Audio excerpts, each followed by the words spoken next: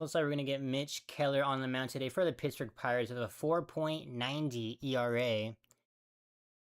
Has definitely been, I would say, pretty solid for most of the year. Not essentially great, but he can get the job done if you need him to. On the other hand, for the D-backs, it's also going to be Merrill Kelly on the mound, who honestly I think is very similar to Mitch Keller in terms of the results they've had this season on the mound. And just like that, we should be pretty close to getting this game started.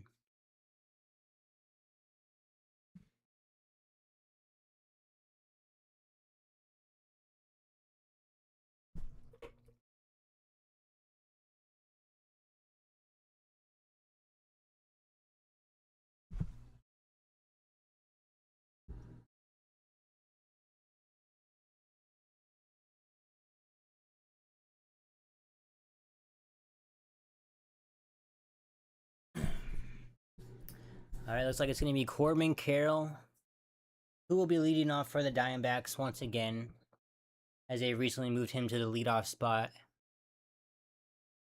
Hoping to take that pressure off of him. It's going to be the first pitch to him. That's going to be a fastball. Misses high. And Keller is definitely not a guy that's going to get a lot of strikeouts, but as long as he can get that weak contact, he will be pretty effective for the Pirates. That's going to be ball 2. 2 balls, no strikes. That's going to just hit the outside of the zone for strike 1 with that sinker.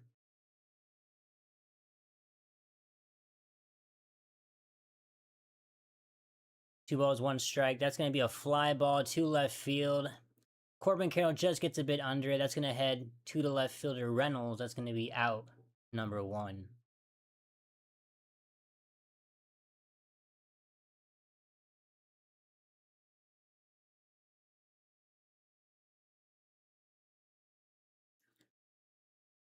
And just like that, that's going to bring up Geraldo Perdomo, who in the last game in the series against Washington had a very solid day at the plate. So hoping that kind of creates some momentum for him, as he has definitely been in a slump recently. It's going to be strike 1 to Perdomo.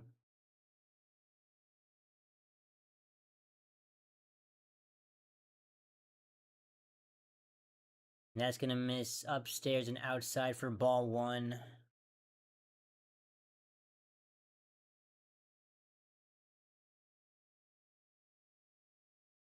Count is even. That's going to be a slider that just misses the top of the zone. Might have clipped it, but nonetheless, it's going to be ball 2.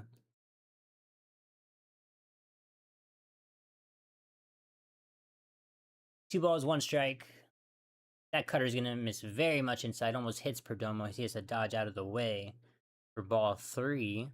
3 balls, 1 strike.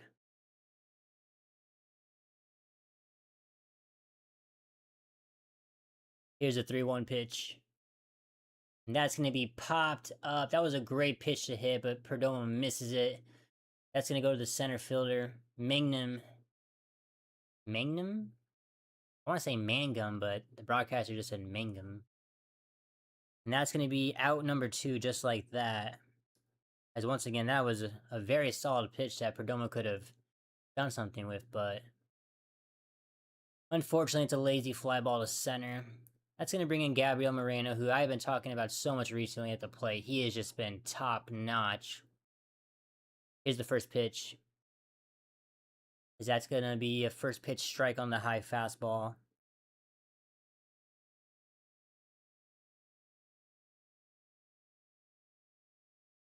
No balls, 1 strike. And that's going to be a slider that misses outside and away. Count is even.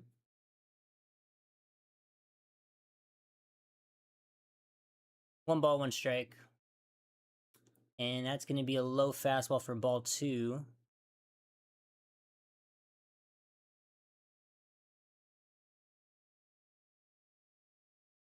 Two balls, 1 strike. Here's the pitch. And that is also going to be another ball high on the sinker. As Moreno's in a position that Perdomo was just in. 3 balls, 1 strike. Hopefully this can have a different result. Here's the pitch. And that's going to miss outside on the cutter for ball 4. A great at-bat from Moreno already, as he's continuing in his dominance at the plate, even if it's just a base on balls, as he extends his on-base streak. That's going to be a runner on first base with 2 outs. That's going to bring up Ketel Marte. And I'll get into him during the commercial break. There's been some talk going around. I don't think it's nothing to really worry about, but here's the first pitch to Ketel. That's going to be a strike on the fastball. Up top. No balls, 1 strike.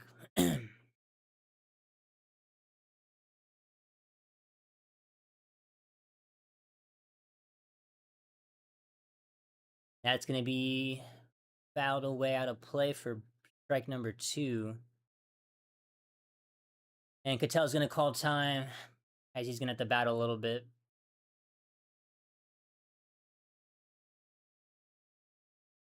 He steps back in the plate. It's going to be no balls, 2 strikes. Runner on first base, 2 outs. And here's the pitch to Ketel. That's going to be grounded down the first base line for a foul.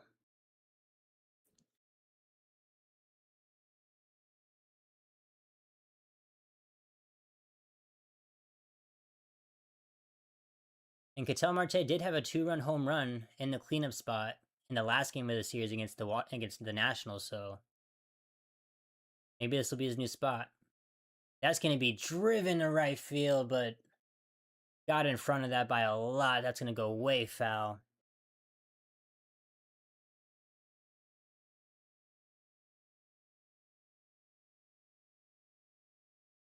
As Mitch Keller is approaching 20 pitches in this first inning. No balls, 2 strikes. And that's going to be a pick off to first. Moreno gets back safely.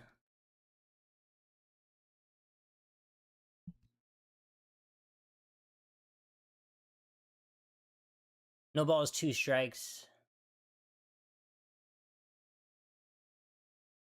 And that's going to be a swing and miss on the changeup low. As Marte whiffs at that one. He's very frustrated with himself on that. And that's going to bring us to the bottom of the first inning. D-backs get 1 runner on, but cannot do anything with it. As we head to the bottom of the first. Still 0-0.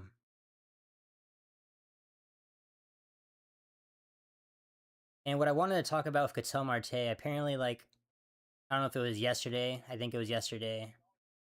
There's a lot of talk going about him because I guess he, deleted everything on his Instagram, unfollowed the Diamondbacks, and so everyone was worried, is that signs he's going to get traded? But a good source that's pretty accurate said that Ketel Marte, he's not on the trading block. And the D-backs are not looking to trade him, so hoping that's pretty accurate. And, I would not want to trade him. Even though his at-bats have been kind of iffy lately, I think he's just frustrated with himself or just frustrated with the criticism that's going about him lately, but that is going to bring up Magnum. I know I'm saying that wrong. Lowe and Reynolds for the bottom of the first for the Pirates.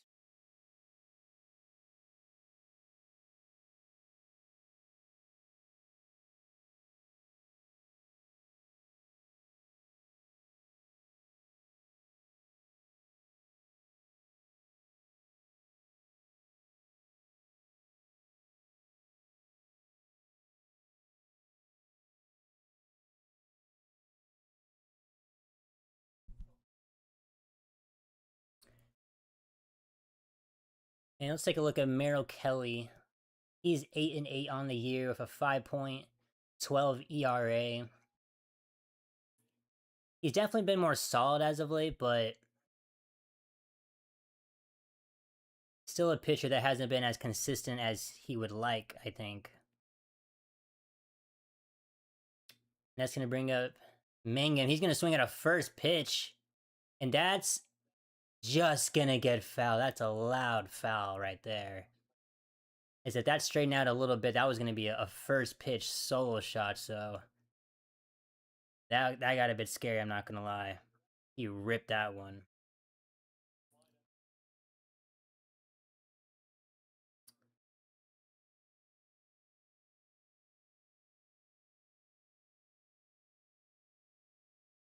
Here's the 0-1 pitch. That's going to be chopped right back to Merrill Kelly on the mound. A great snag by him. He's going to throw to first base, and that's going to be out number 1.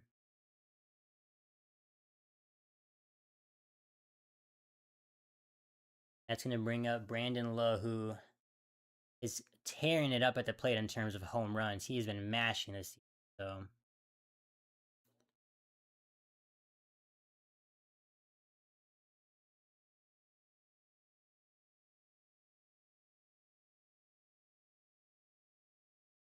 That's going to be a first pitch strike on the inside cutter.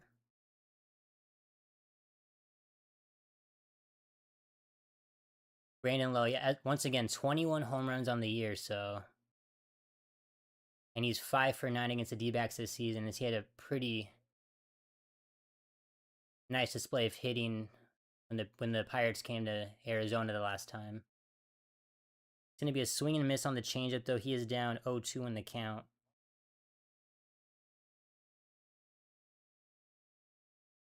No balls, 2 strikes. And that's going to be a whiff on the changeup. A nice strikeout by Merrill Kelly there. 3 pitches, 3 strikes, and just like that, that's going to be out number 2. And that's now going to bring up Brian Reynolds in the 3-hole.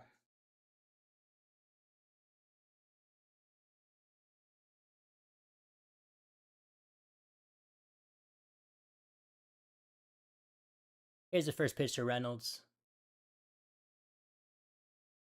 And that's going to be a very low strike. Surprised Reynolds doesn't challenge that, but maybe if it wasn't the first inning, he would have. That's going to be a questionable strike number 1. 0-1. Kelly starts his windup. Here's the pitch. And that's going to be a fastball right down the middle, but he's going to foul that one out of play for strike 2. Merrill Kelly with a chance to get a very quick inning right now. Only had 7 pitches.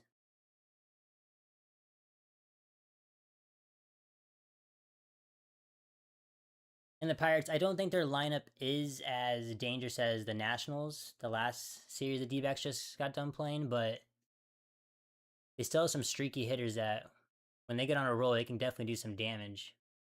It's going to be no balls, 2 strikes to Brian Reynolds. Here's the pitch. That's going to be a changeup that just misses. Gabriel Moreno's going to challenge that behind the plate. I think he might lose it, and if the D-backs lose this, burning your first challenge in the bottom of the first, and just like that, that's exactly what happens. As the pitch just missed by a hair. And just like that, the D-backs only have 1 challenge left, and for the remainder of this game. That is not great at all for them. 1 ball, 2 strikes. Here's the pitch. Cutter's going to be pretty low for ball 2. count is even.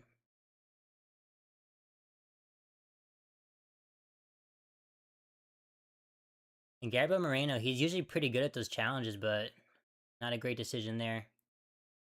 That's going to be a ground ball. What a great diving play by Locklear at first base. He's going to throw it to Kelly, who hustles over there. That's going to be out number 3. What a great defensive play by Locklear there.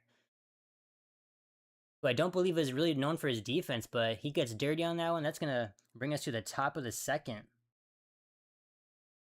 Still a 0-0 ball game. What a great snag by him.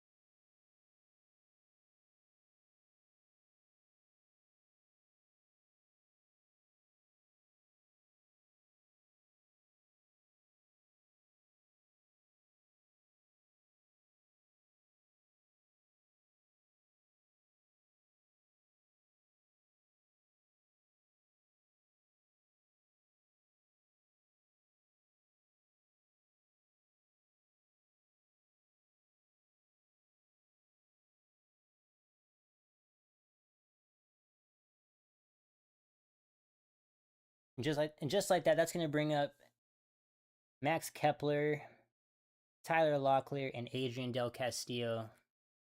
Get this top of the second going. And Kepler's going to be first pitch swinging. That's going to be a drive, a liner to right field. That's going to be a nice base knock for him. As that ball came off the bat in a hurry. And just like that, that's going to be a runner on first base with no outs. What a great rip by him.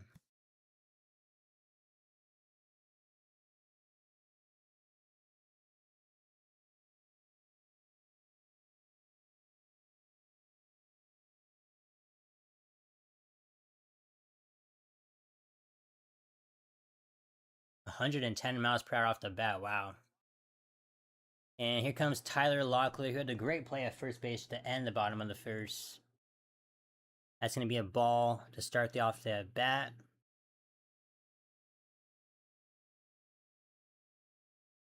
Here's the pitch. That's going to be right down the middle. He's going to ground at the shortstop, though. Luckily, though, it was a pretty slow chopper. No chance to get Kepler at second base, as that is going to be out number 1, but the runner does move to second base. Now, with Kepler's speed, I thought there still would have been a chance to get at least a force out at second, but luckily, Gonzalez at shortstop makes a smart move to go to first. That's gonna bring up Adrian Del Castillo. That fastball's gonna miss up high for ball 1.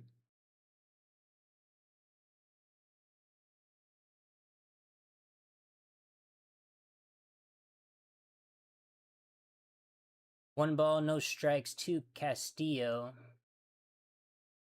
Here's the pitch. And that's going to be a fly ball to right center. But Mangum is going to get under that for out number 2. And Kepler's going to run to third. And Kepler is going to dive in there safely. A pretty close play at third, but gets in there safely nonetheless. And just like that, 2 outs with a runner on third base. As Castillo's able to move the runner over.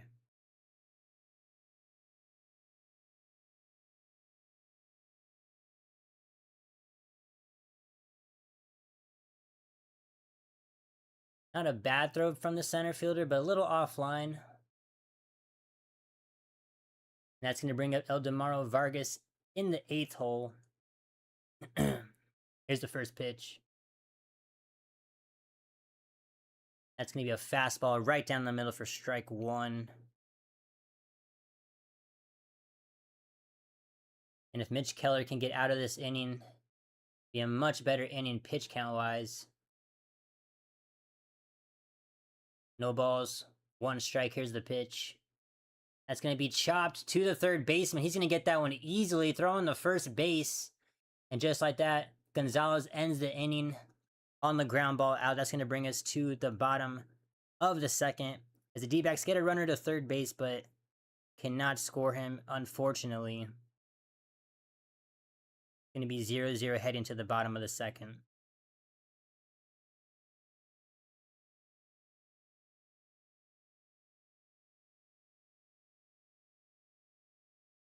And looking around the league, I don't believe there's too many games going on today, as a lot of teams have an off day. But in terms of games that are important for the wild card race, it looks like... So the Phillies and Marlins are playing right now. It's going to be a big series. Right now they're tied 2-2 in the top of the second. The Nationals are hosting Toronto right now. It's a 0-0 ball game, but they do have bases loaded in the bottom of the first. And the Cubs and Cardinals, they do play later on today in about 45 minutes, so that is about it for important wildcard games in terms of the race.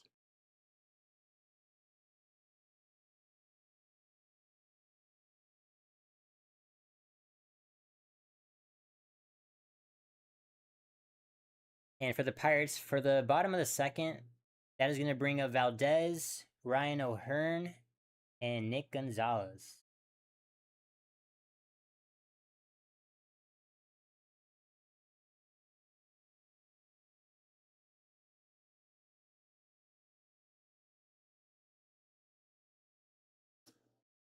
And as I was talking about Ketel Marte earlier, with just what's been going on with him mentally, and they're showing Torey Lovullo, the manager, talking about him right now, and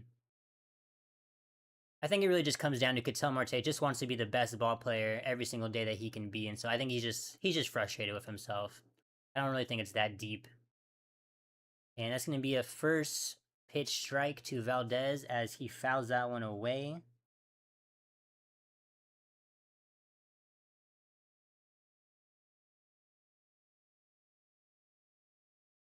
No balls, one strike. That's going to be a low changeup for ball one. As Esmeralyn Valdez, he's had a pretty nice season at the plate, especially as of late. That fastball is going to miss upstairs inside for ball two.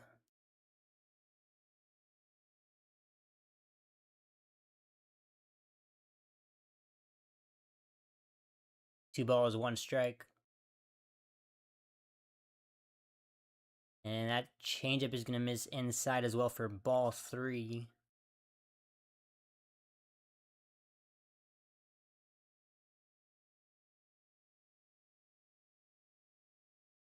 Three balls, one strike. That's going to be a fly ball to left field. Just gets a bit under it though, as Kepler gets there easily. Doesn't have to move much. And that's going to be out number one.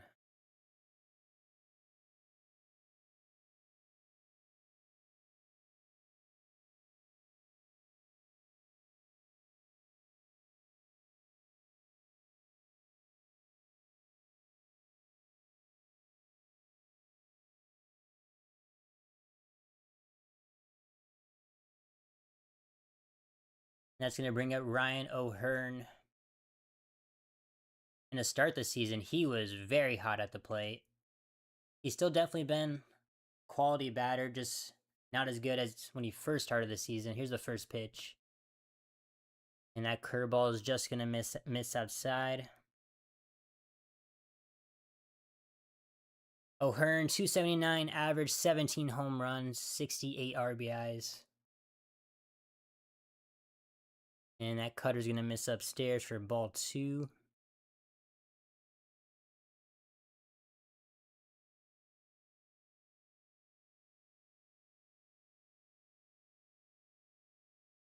2 balls, no strikes. And that's going to be a line drive to right field, but Corbin Carroll's right there for out number 2. That was a laser off the bat of Ryan O'Hearn, but right at Corbin Carroll. That's going to be out number 2.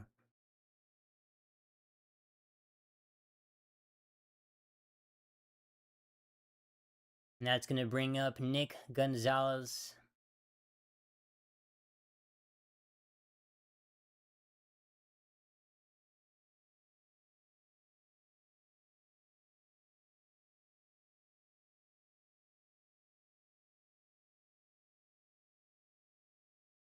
And that sinker's gonna miss inside for ball 1. And this is another series that I'm excited to commentate, as I mentioned it in the series when they were playing in Washington, but I do enjoy calling the D-back games on the road. Here's the 1-0 pitch. That's going to be strike 1 on the sinker. I do enjoy calling D-back games on the road. I just love seeing the different ballparks, and obviously Pittsburgh has an amazing ballpark. Probably a great viewing experience as a fan. And that slider is going to miss for ball 2.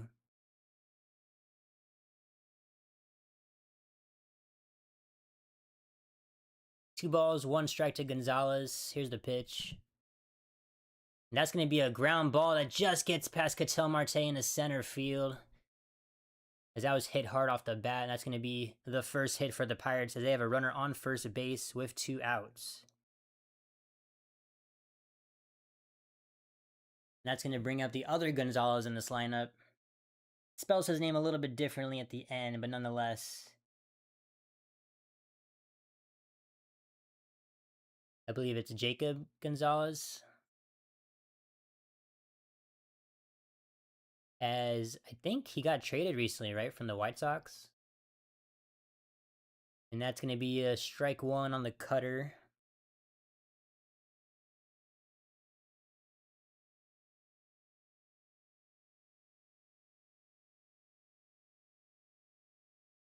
No balls, 1 strike as Merrill Kelly throws to first base. Gonzalez gets back there safely.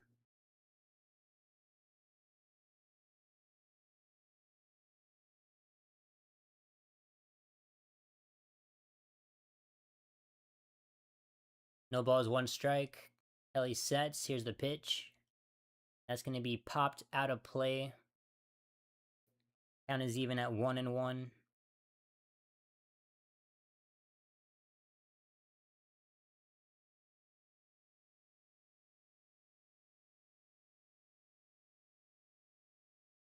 Oh, sorry, not 1-1. No balls, 2 strikes, my bad. Here's the pitch. That's going to be fouled out of play as well.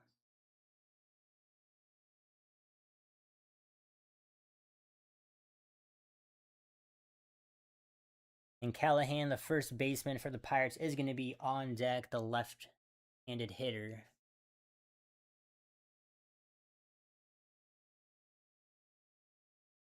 Here's the 0-2 pitch. That's going to be way upstairs on the fastball for ball 1.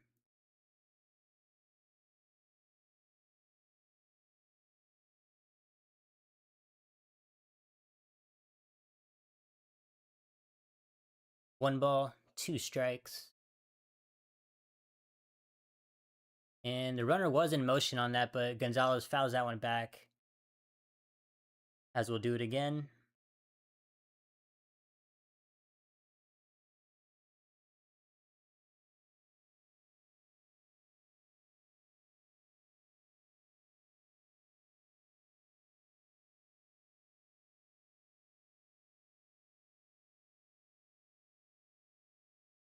Once again, it's going to be 1 ball, 2 strikes. Runner on first base with 2 outs. And there goes Merrill Kelly.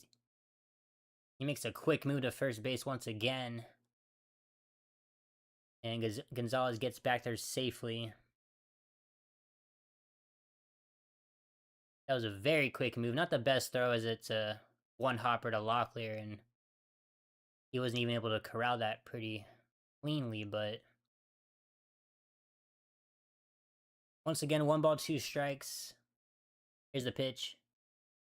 That's going to be another foul ball out of play, as Gonzalez is just battling at the plate right now.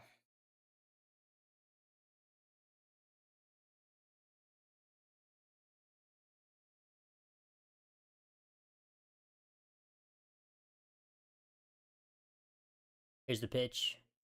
And that's going to be another foul ball. As Gonzalez on first base was stealing again, but I believe that's the fourth pitch Gonzalez has fouled back. As he is not making Merrill Kelly's life easy right now. This upcoming pitch is going to be pitch number 8 in the at-bat.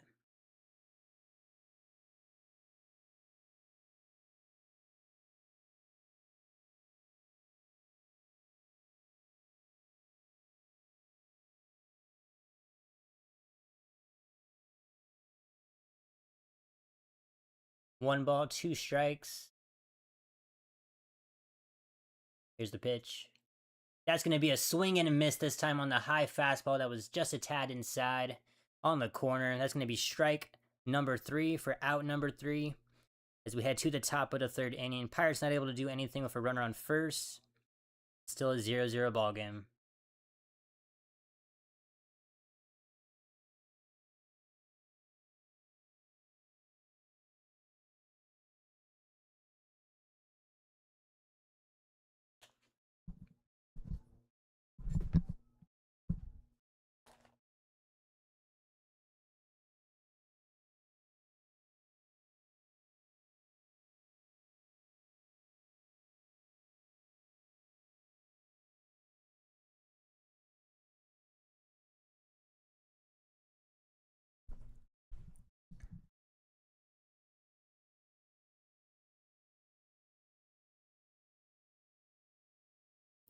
And as I mentioned, a very big important series for a very important series for both ball clubs this series.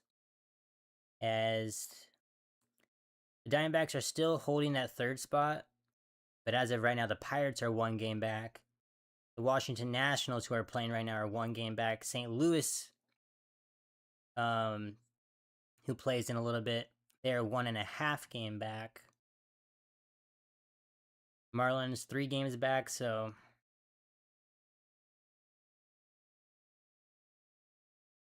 definitely want to take at least 2 of these games in the series if you're the Diamondbacks.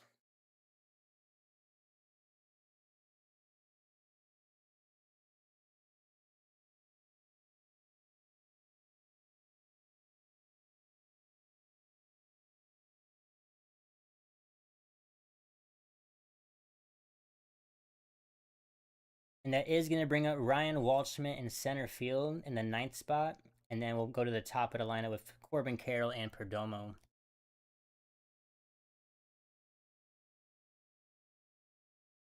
Here's the first pitch to Waldschmidt.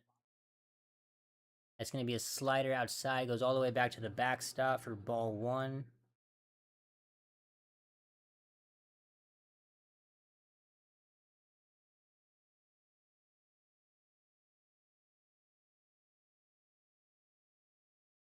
Here's the 1-0 pitch. That's going to be popped up.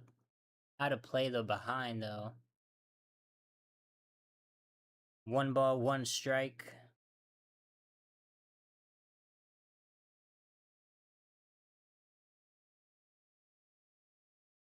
Here's the next pitch. That's going to be an outside fastball for ball 2.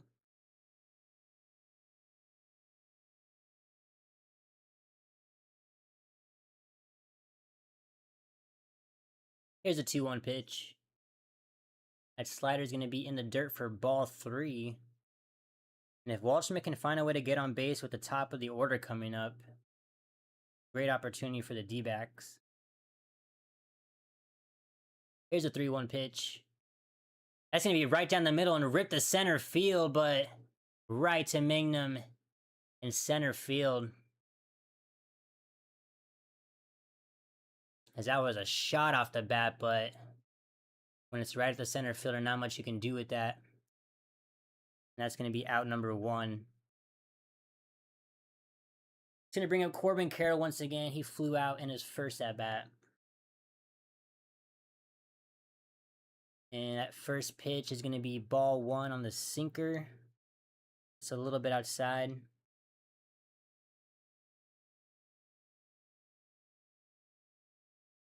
Here's the pitch. Changeup misses outside for ball 2.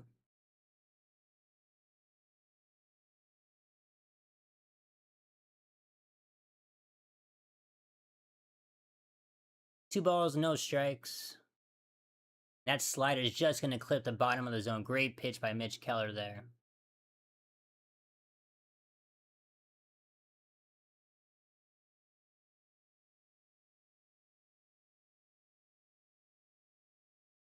And that fastball's just going to get in there.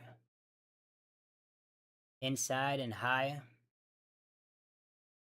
Count is even at 2 balls and 2 strikes. And that's going to be a big swing and miss at the high fastball. It was outside of the zone, but Carroll takes a hack at it anyway. That's going to be strike 3 for out number 2. And looking at Mitch Keller's last 3 starts, he has been pretty solid. Especially in his last start against the Yankees, went 5 innings, 0 earned runs. And that fastball is just going to clip the inside part of the zone for strike 1.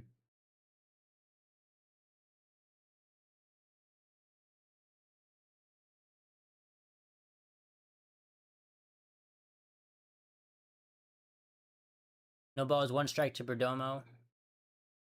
That changeup's going to miss low for ball 1.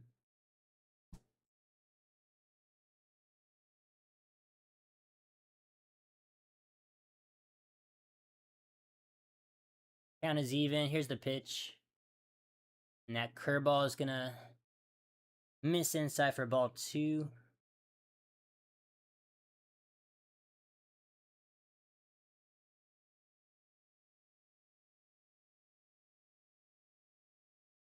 Two balls, 1 strike. And that's going to be ripped down the first baseline. Just foul, though. As now the count is even. 2 balls, 2 strikes.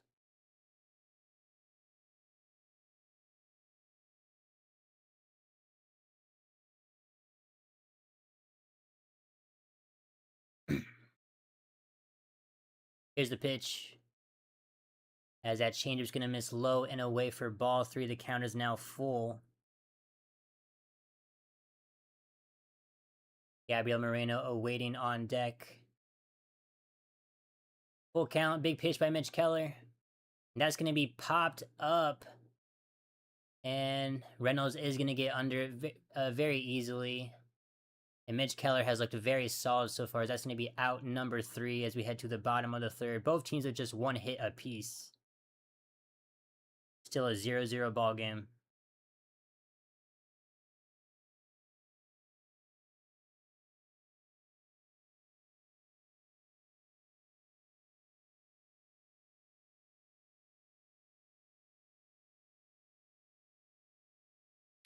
And for the Pirates, it's going to be Callahan, Henry Davis, and then back to the top of the lineup with Mangum. I gotta hear the broadcaster pronounce that again. I cannot get that down. So much easier to say Mangum, but Mangum?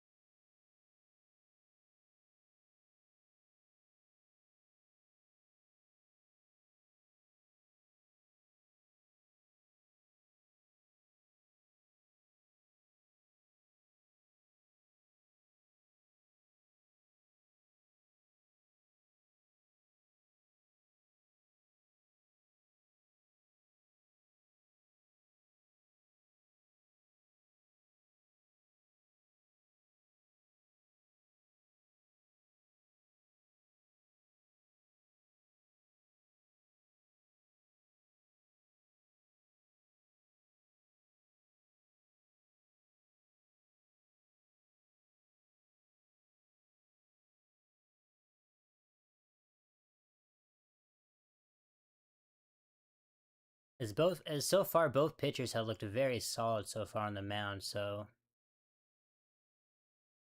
let's see if Merrill Kelly can have another solid inning here.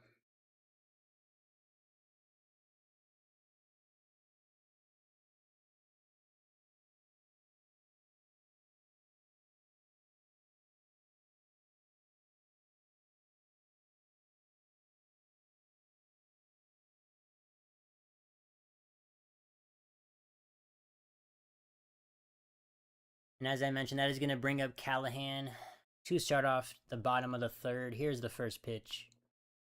That's going to be a big swing and miss on the low sinker for strike one.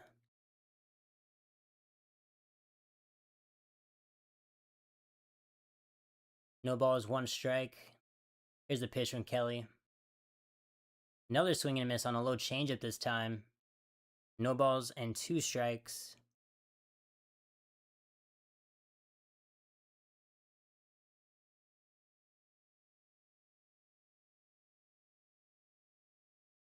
Here's the pitch. And that's going to be a third swing and a miss by Callahan. And just like that, a quick strikeout to start the bottom of the third for Kelly.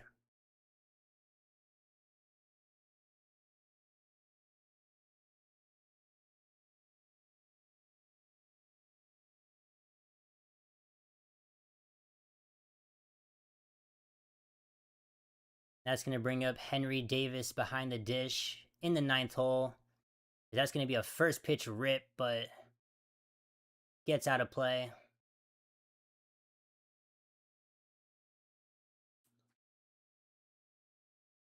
Davis not having a great season at the plate, batting 176. And he's going to hit a fly ball left center. And Waldschmidt is going to get under that pretty easily. That's going to be out number 2. We're going to go back to the top of the lineup with the center fielder Mangum. I feel like I finally said it right.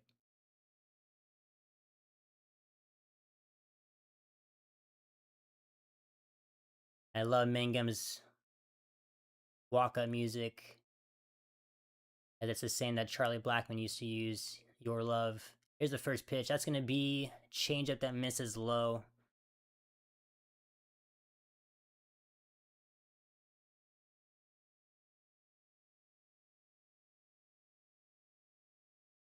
Here's the 1-0 pitch.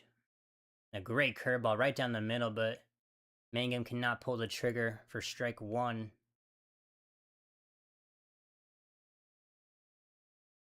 One ball, one strike. Here's the pitch from Kelly. And that's going to be chopped to the shortstop. He's going to throw to Perdomo's going to throw to first, and that's going to be out number 3. As a Mangum speed, Perdomo had to get the ball out in a hurry, but nonetheless just gets him by a step, and that's going to be out number 3 as we head to the top of the 4th, as both pitchers have just looked very solid. Still only one hit apiece for both ball clubs.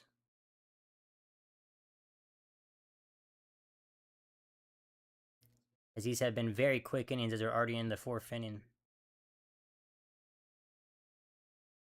Let's check back at the games going on. As the Marlins, after the last time I checked, it was a tied ball game 2-2. They have now taken a 5-2 lead against the Philadelphia Phillies. So Marlins looking to end that losing streak. I believe it's at, 12 games now?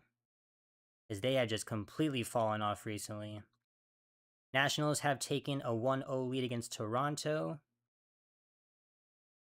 And as I mentioned, Cubs and Cardinals have not started yet. In about 20 minutes, they'll start playing.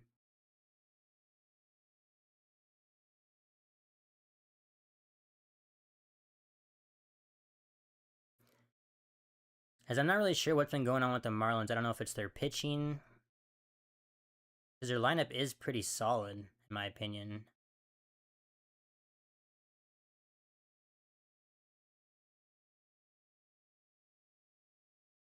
And for the Diamondbacks, that's going to bring up Gabriel Moreno, Ketel Marte, and Max Kepler.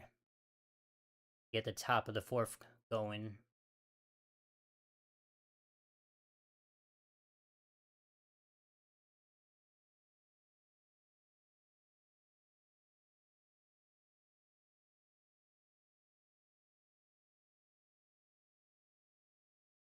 And so far, this game just seems like whoever strikes first has a great chance at winning.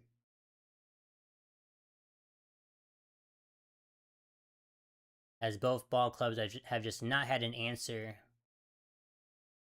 against the starting pitcher they're facing. And Gabriel Moreno's going to step into the box. Here's the first pitch. That's going to be a high fastball. Just clips the top of the zone for strike one.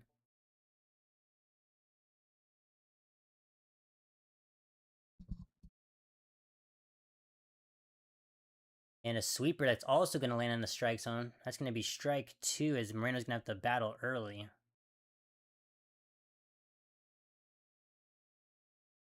And Gabby is going to call time.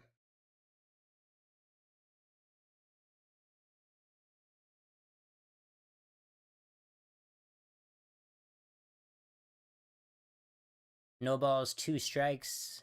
Keller starts his windup. Here's the pitch.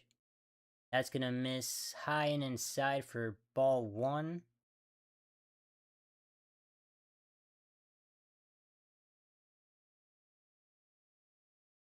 One ball, 2 strikes. Here's the pitch.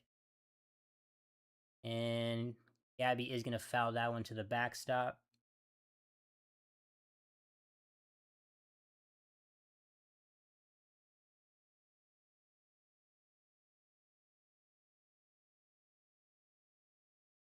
One ball, 2 strikes.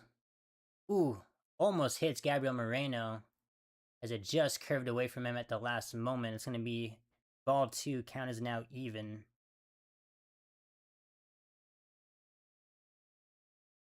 Here's a 2-2 pitch.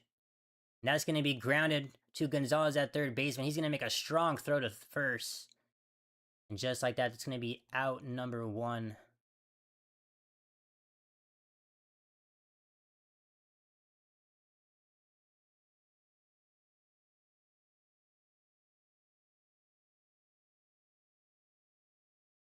That's going to bring up Ketel Marte with 1 out.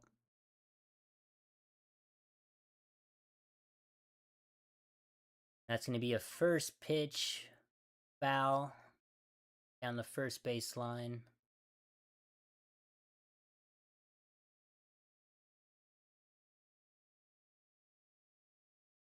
No balls, 1 strike. Right down the middle, he grounds that one right to the first baseman, though. Callahan's going to field that one cleanly. Taking himself, steps on the bat. It's going to be out number 2.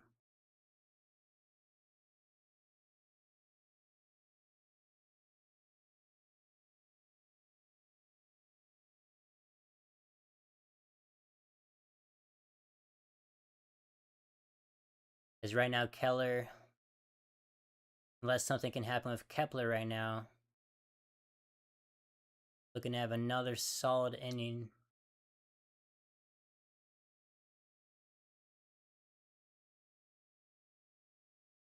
And Max Kepler is going to step into the box after calling time right away, but here's the first pitch. That sinker's going to miss inside for ball 1.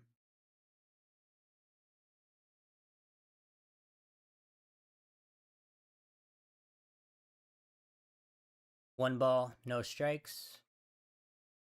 And Kepler is going to ground that one just foul.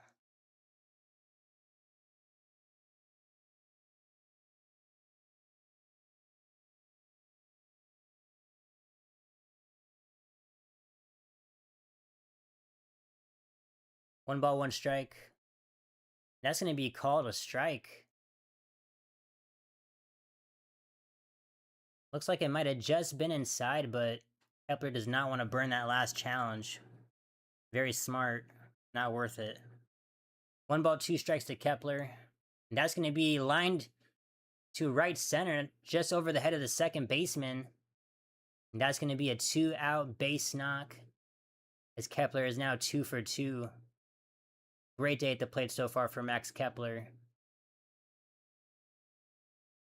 as the D-backs have 2 hits, all by Max Kepler so far.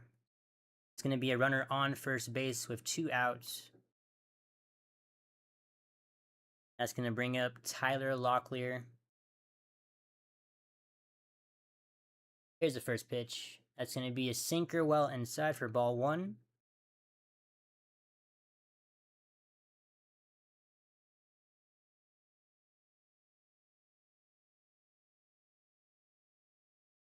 One ball, no strikes to Locklear. Here's the pitch. That's going to be grounded to shortstop.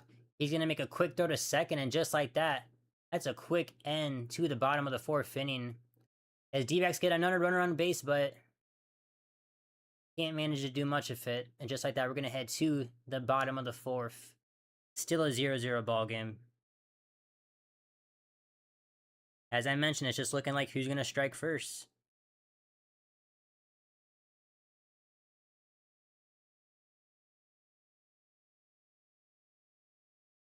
Battle of the pitchers.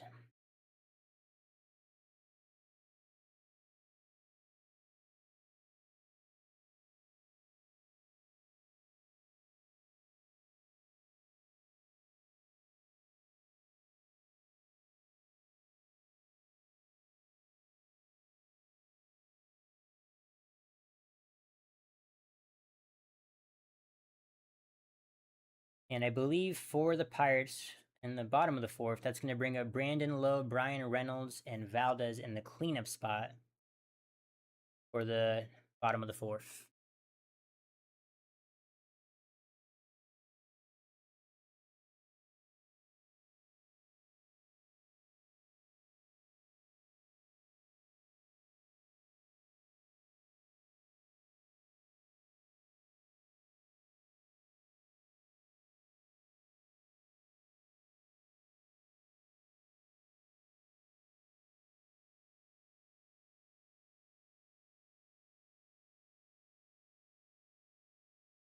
Very quick ball game so far, though.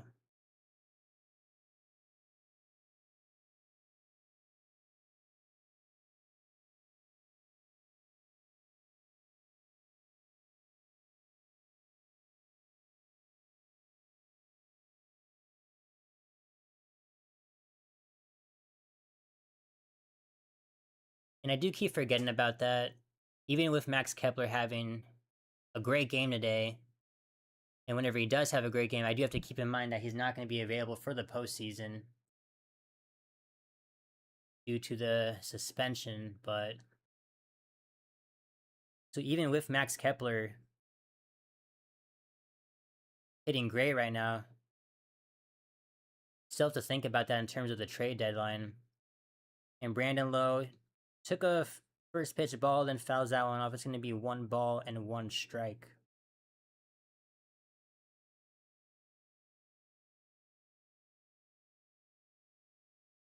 Count is even at 1-1. Here is the pitch. And that's going to be chopped foul for strike number 2.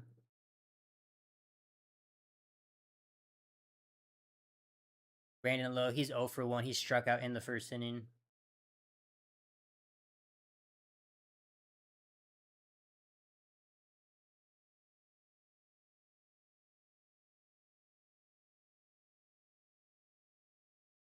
Here's the pitch. And that changeup is going to miss outside. Count is even at 2-2.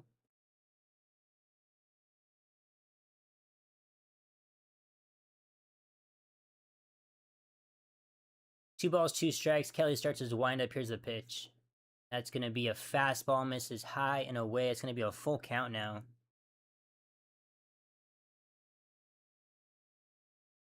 And Kelly, similar to Keller, doing pretty solid with the pinch count, only at 43 so far. Here's the pitch. That's going to be fouled out of play to the left.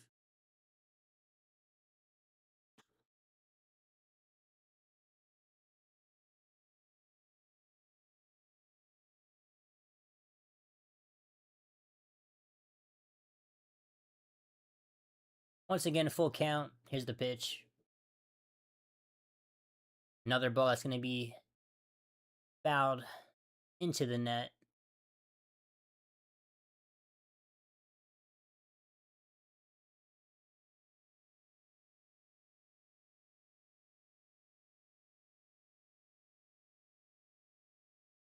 Here's the pitch. And that's going to be chopped into the dirt.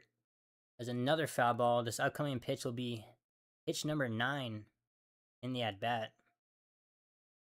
As Lowe is making Merrill work early.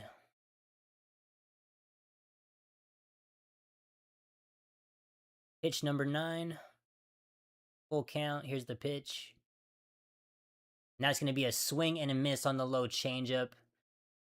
Very much out of the zone, but Low cannot hold back on that swing. And that's going to be strike 3 for out number 1.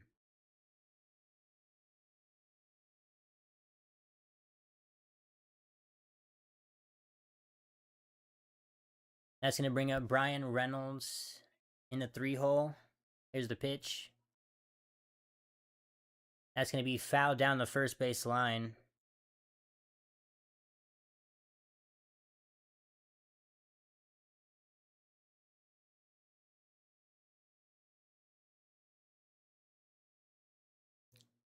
No balls, 1 strike. And that's also going to be fouled, this time out of play. As Merrill Kelly up ahead 0-2.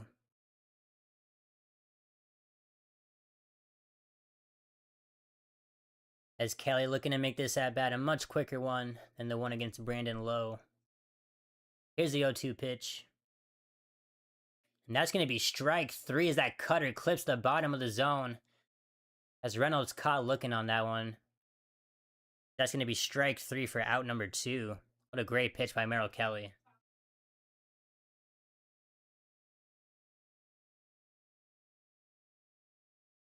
And with 2 outs in the bottom of the 4th, that's going to bring up the cleanup hitter, Esmerlin Valdez. I think I said that right. Here's the pitch. That's going to be a first pitch strike on the low changeup.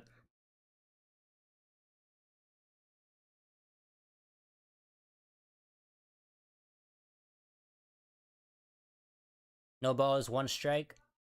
Strikes, sorry. That's going to be an outside cutter.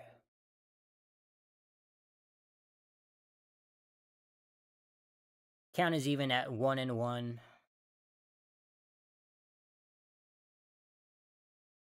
Oh, and that fastball is going to hit Valdez in the hands. And he is in a lot of pain right now. As Pittsburgh is not happy with that hit by pitch. They are booing.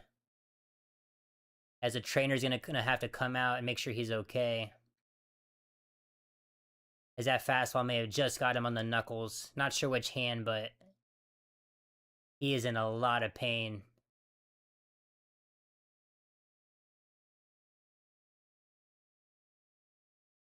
Let's see where that got him.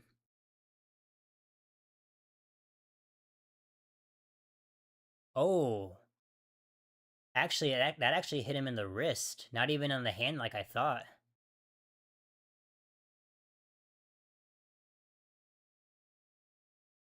Looks like on the left wrist.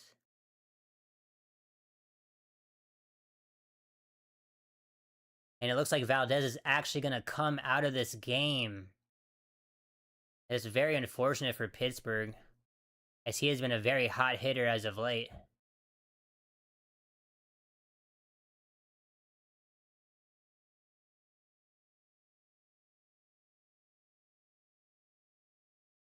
And Merrill Kelly, very frustrated with himself, as obviously that was not intentional. Just a fastball that gets out of his hands. And that's going to bring in Triolo, who's going to pinch run at first base for Valdez.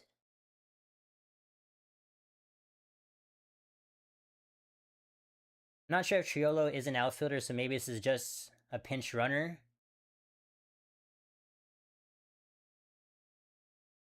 But that's going to bring up Ryan O'Hearn with 2 outs and a runner on first base now after the hit by pitch. Here's the first pitch. And that's going to be a cutter. Just hits the outside of the zone for strike 1.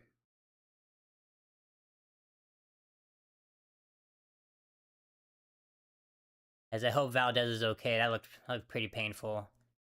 And that's going to be a quick pick off the first base, and Triolo is going to get gunned at first base. And not what you want to see if you're Triolo. Not what you want to see if you're the Pittsburgh Pirates manager.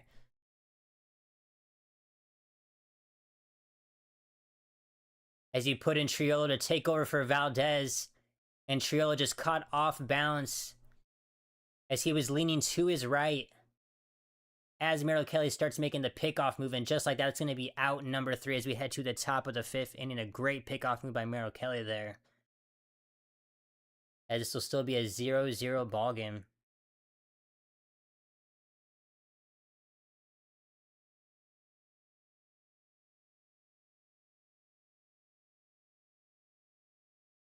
And once again, I'm going to say it again. I hope Valdez is okay. That looked pretty bad. He was grimacing a lot, and it did not look good.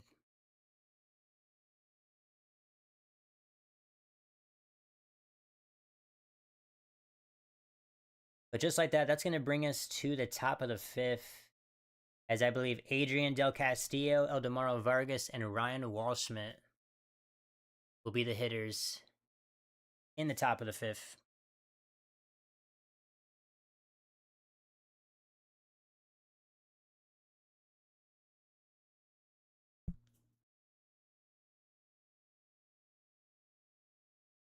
And looking around the league once more, Marlins still holding on to that 5-2 lead in the top of the 4th. Toronto has actually come back, and now they're winning 2-1 in the bottom of the 3rd. Nationals in striking distance, so they have a runner on second base, so 1 out in the bottom of the 3rd. And actually, the Cubs and Cardinals game has actually been delayed as of right now. So maybe a little bit of time before that game gets started up.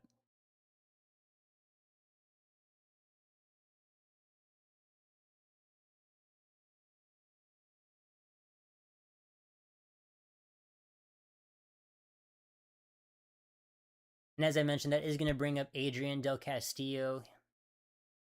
He's going to look at a first pitch curveball for ball 1. 1 ball, no strikes to Del Castillo. That's going to be popped up. In play, it looks like. Gonzalez, the third baseman, is going to be rolling out there, and what a great over-the-head catch. As Gonzalez able to keep his eye on the ball, tracks that one down. And that's going to be a quick out number 1 for Mitch Keller. Great defensive play by Gonzalez there.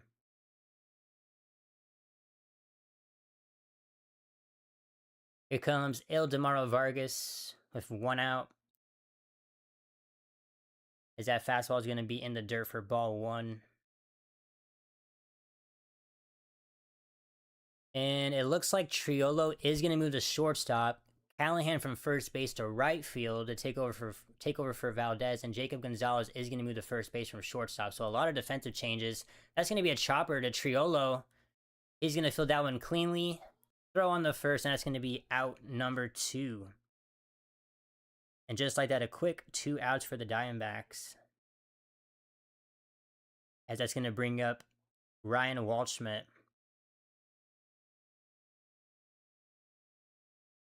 And both these pitchers very much locked in this game, as both teams cannot get anything going against them. That's going to be strike number 1 on the fastball. No balls, 1 strike to Waldschmidt. Here's the pitch. And that's going to be a low strike on the sweeper. As D-backs, I'm guessing they still don't want to potentially burn that last challenge, as I think if they had 2 challenges there, that would have been a challenge. But nonetheless, it's going to be no balls and 2 strikes. Waldschmidt steps back in the box. Keller starts his windup. Here's the pitch. And that's going to be a big hack, swing and a miss on the sweeper, low and away. And just like that, another quick inning for Mitch Keller. These pitchers, man, this is insane.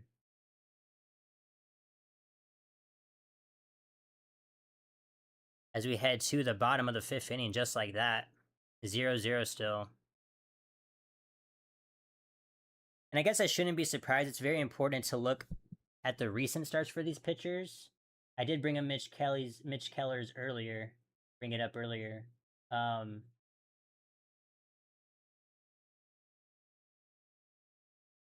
But when it comes to Merrill Kelly,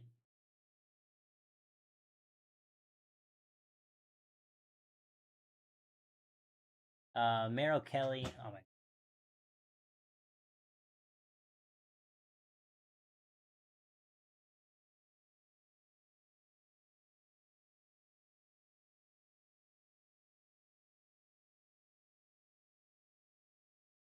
Okay, now I gotta pull it up. I don't know why it took me so long.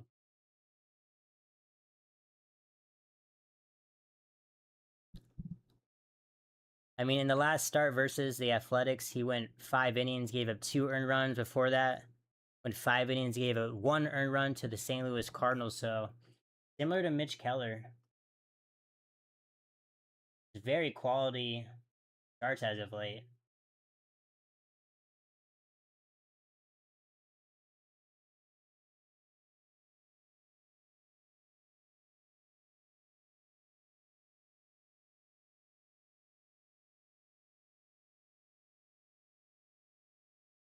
Okay,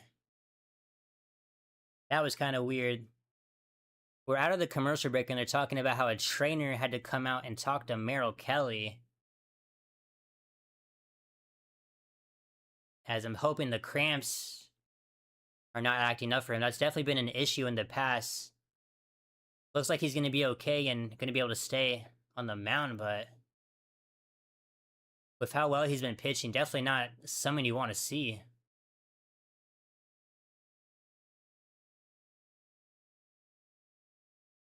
And I believe that's going to bring up Nick Gonzalez, I believe. Or did he bat last inning? Oh no, it's actually gonna still be Ryan O'Hearn. That's right. With Triolo getting picked off at first base, that did end the inning. So it's gonna be actually be Ryan O'Hearn, and then both Gonzalez's after him. Kelly starts his windup. Here's the first pitch to O'Hearn. That's gonna be chopped foul down the first base line.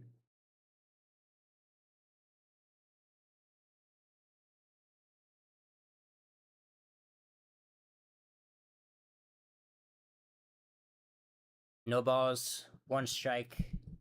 Here's the pitch.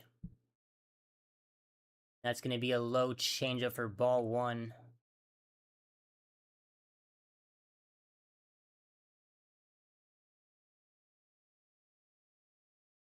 Count is even at 1-1. Here's the pitch.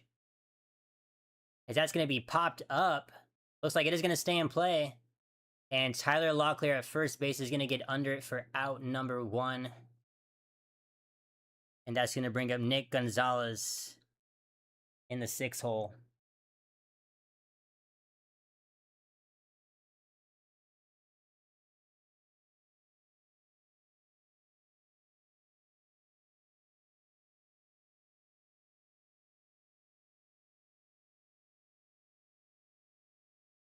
And Nick Gonzalez, he is 1-for-1 in this game. I believe he has the lone hit for the Pirates. And that's going to be a first pitch. Fastball misses inside for ball 1. Here's the 1-0 pitch. And that's going to be a line drive into center field all the way to the warning track. And what a catch by Waldschmidt. He crashes into the wall. Oh my goodness. What a catch by Waldschmidt. Gives up his body. No fear. That was a laser in the center field. Thought it might get out for a second. Doesn't even really look back to see where the wall is or put his hand out. He just jumps. Crashes into the wall and holds onto the ball. What an insane catch by the young center fielder right there. And that's going to be out number 2. What an amazing catch. That might be one of the best catches so far for the D-backs. And that's going to be 2 outs. With Jacob Gonzalez, who did get moved to first base, he is 0-for-1.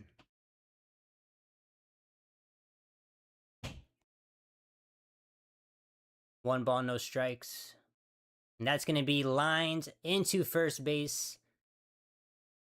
And that's going to be the second hit of the ball game for the Pirates. It's going to be a runner on first base with 2 outs.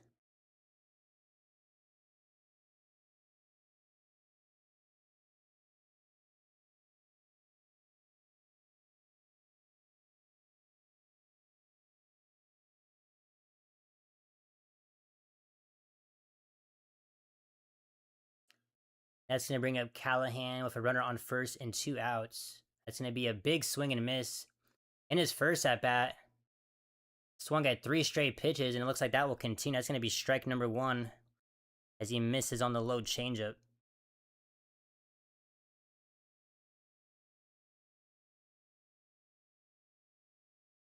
No balls, 1 strike.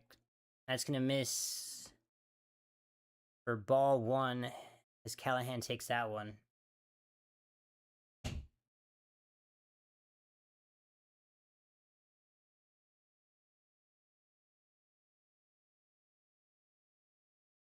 That's going to be a quick pickoff move as Merrill Kelly almost gets his second out of the ball game on pickoff moves.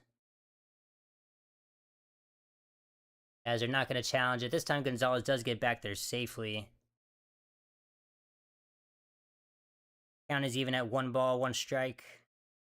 2 outs, our runner on first base. Here's the pitch. That's going to be curveball, misses outside for ball 2.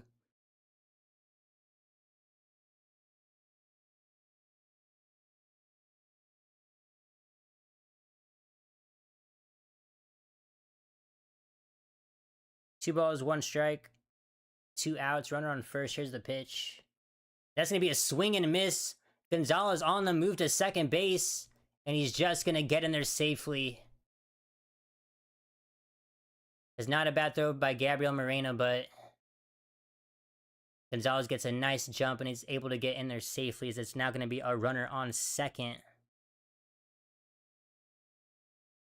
with 2 outs.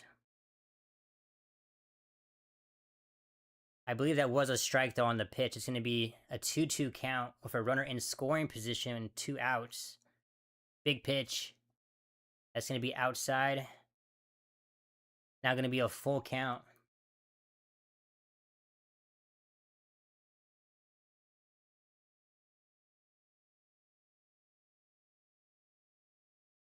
As Merrill Kelly needs to get out of this right here. Full count, big pitch coming up. That's going to be a big swing and a miss on the changeup as Callahan strikes out for the second time of the ball game as Merrill Kelly has his number. And just like that, we're going to head to the top of the 6th inning. It's still a 0-0 ball game. And once again, what an insane catch by Ryan Walshman in center to take away a potential extra base hit. Once again, we head to the top of the 6th inning. It is still a 0-0 ball game.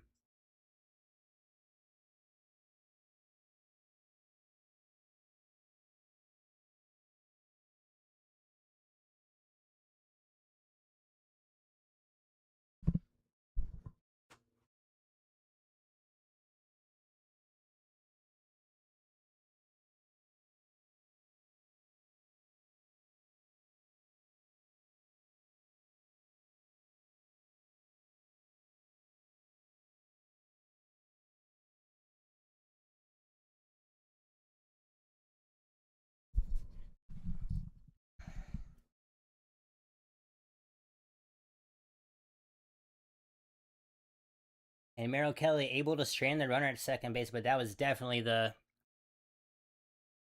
best the Pirates offense has looked, especially for a runner in scoring position.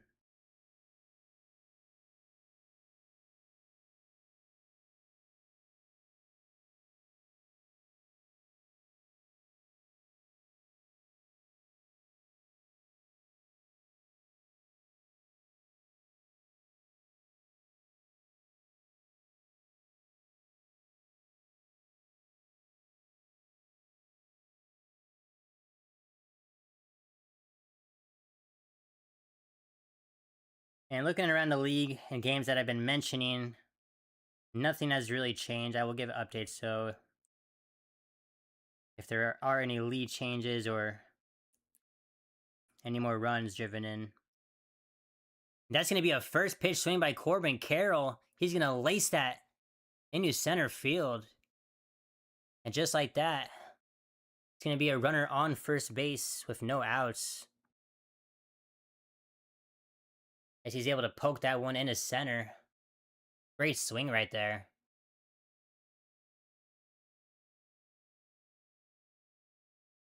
And especially if Corbin Carroll on first base with that speed. Got to see if you can do something up here. That's going to bring up Geraldo Perdomo. Here's the first pitch. It's going to be a fastball. Definitely looked well high, but once again, D-backs saving that last challenge.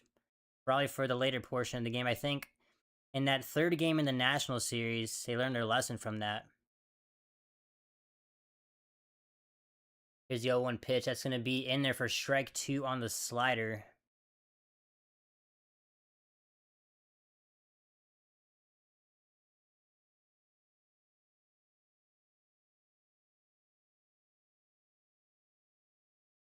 No balls and 2 strikes to Geraldo Perdomo. Runner on first. No outs.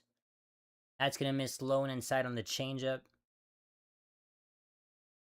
And Mitch Keller still looking very nice with the pitch count. 67 pitches in the top of the 6th, so 1 ball, 2 strikes to Perdomo. Here's the pitch. And that's going to be lined into left field. Opposite field hit for Perdomo. And just like that, the D-backs, a great start to this top of the 6th inning. As it's now going to be runners on first and second base.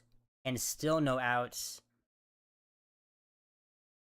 And this time the D-backs have a runner on second base of their own. And as I mentioned, with the speed of Corbin Carroll, you do not need to hit this into the gap or down the line.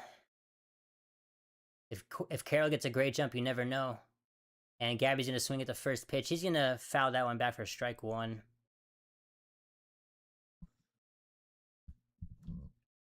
As D-backs looking to be the first team to strike first in this game.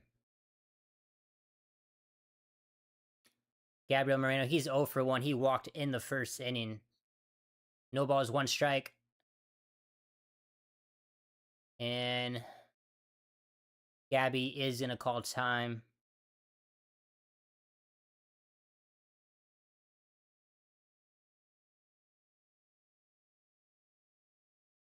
Gabriel Moreno is going to step inside the box. 0-1 count. Keller is set. Here's the pitch. That's going to be an outside fastball for ball 1.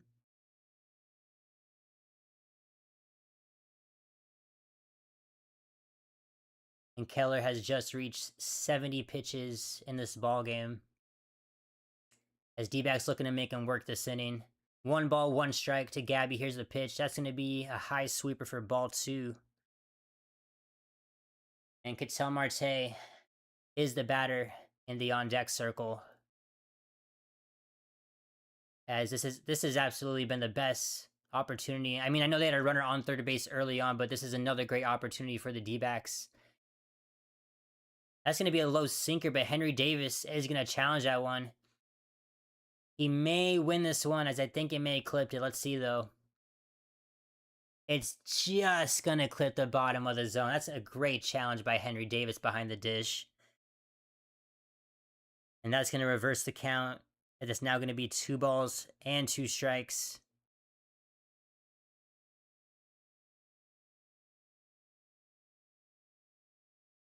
Runners on first and second. Counts even at 2-2.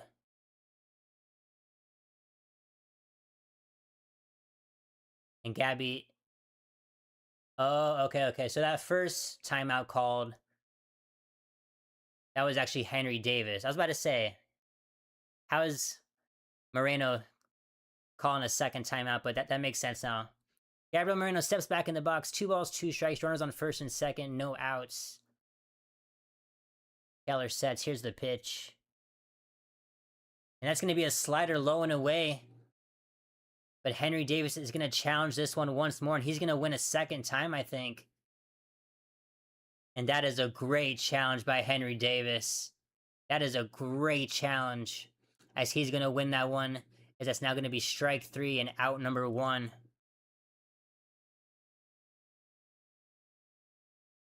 As Henry Davis just knows where the strike zone is. And that's going to be a big out number 1. As it's now going to be Ketel Marte With 1 out, runners on first and second. Here's the pitch. That's going to be a changeup in there for strike 1. And if you're Ketel Marte, after that last game where you had an opportunity with runners in scoring position to do some damage late in the game, to get the D-backs back in the ballgame, you got to make it count right here. No balls, 1 strike. Here's the pitch. And that's just going to clip the inside of the zone. A great pitch by Mitch Keller there. And just like that, it's going to be no balls and 2 strikes. As Mitch Keller is battling back after giving up back-to-back singles. Keller is set for this 0-2 pitch. Here we go. That's going to be low in the dirt for ball 1.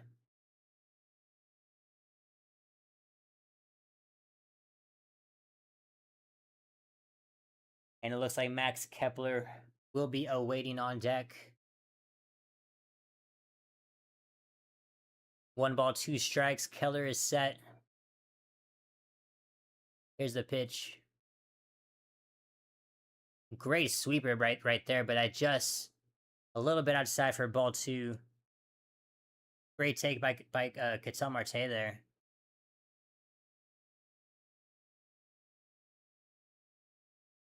Count is even at 2 balls, 2 strikes. Here's the pitch. And that's going to be chopped foul down the first base line.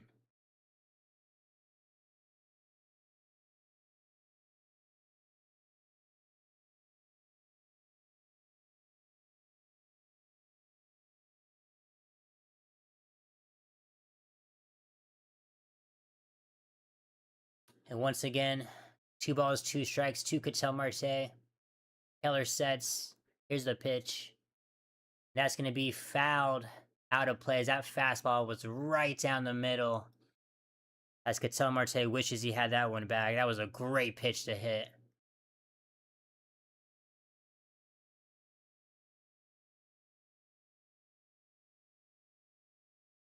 Once again, count is even at 2-2. Here's the pitch. And Marte gonna foul that one back as well. As Marte not making it easy for Mitch Keller right now.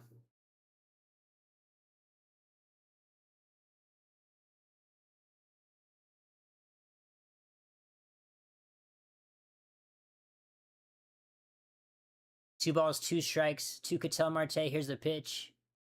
That's gonna be just chopped. It's gonna get slowly to the third baseman. That's gonna be a base hit for Ketel Marte. As that was chopped into no man's land, just gets past the pitcher. And by the time Nick Gonzalez gets there, not able to get there in time.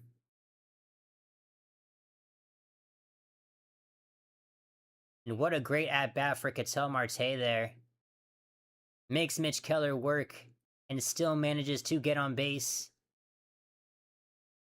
If anything, I thought that might just be an out at first base to get the second out and just move the runners up, which still would have been nice, but unfortunately for Mitch Keller, that's going to be now bases loaded with 1 out.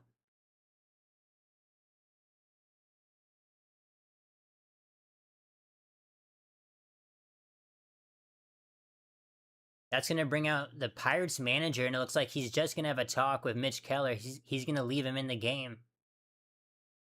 This is a big decision right here. As Max Kepler has been the hottest hitter for this D-backs hitter today. He's 2 for 2 with 2 singles. And has a great opportunity to do some damage and give the D-backs lead to strike first. 1 out, bases loaded. Keller sets. Here's a pitch to Max Kepler. And Kepler's going to swing at the first pitch. He's going to foul that one to the backstop for strike 1.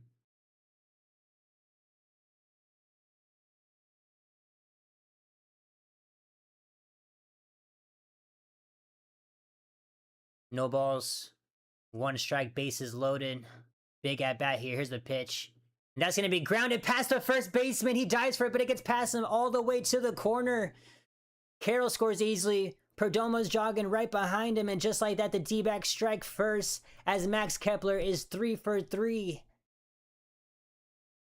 Has the best game hitting so far as a member of the Arizona Diamondbacks, and just like that, the D-backs strike first.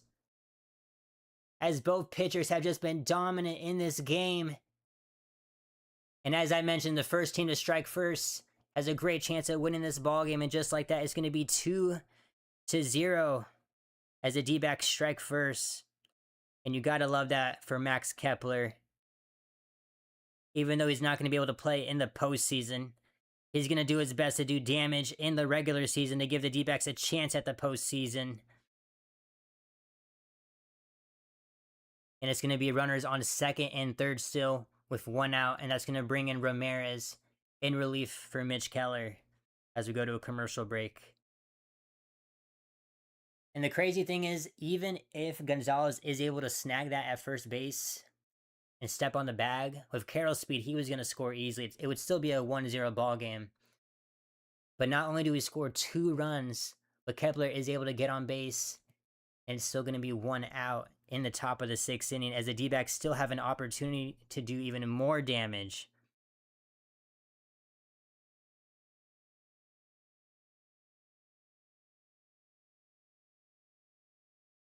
Love to see that for Max Kepler, as he has just been hot as of late.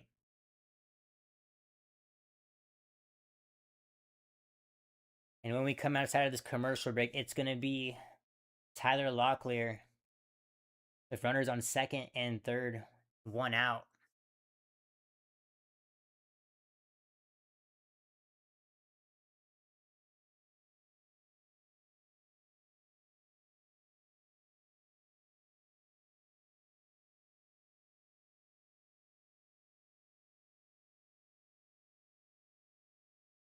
And finally,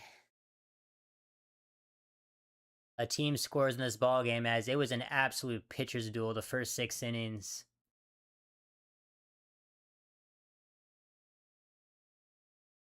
And a very questionable decision by the Pirates manager, one he might be regretting, as Max Kepler is just not a guy you want to mess around with, especially in this ball game. As you know, he's been seeing the ball very well against Mitch Keller, but nonetheless, that's going to bring in Yohan Ramirez with a 3.31 ERA for the Pirates through 43 games. Looking to strand their runners on second and third base and limit this to a 2-0 lead for the D-backs. And as I mentioned, that's going to bring up Tyler Locklear, the first baseman. Looking to get some more runs in. That's going to be a first pitch ball on the sinker, as Ramirez in a tough position right here. Tyler Locklear, he's 0 for 2 so far in this ball game. 1 ball, no strikes. Ramirez sets, here's the pitch. And that's going to be grounded right to the shortstop. He's going to come home, and Ketel Marte is going to be thrown out at home plate. A great play by the shortstop right there with Triolo.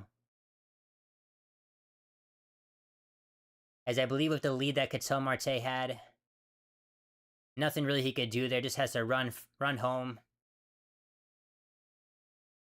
And a great job by the Pirates to not allow that run to score.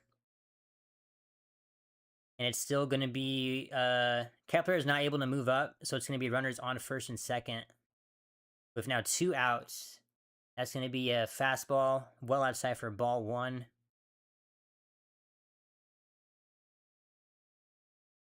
And that was a slow chopper to the shortstop, but with Ketel Marte's speed, didn't really make it that close. It's going to be 1 ball, no strikes to Adrian Del Castillo. That's going to be a curveball well outside for ball 2. Adrian Del Castillo is also 0 for 2.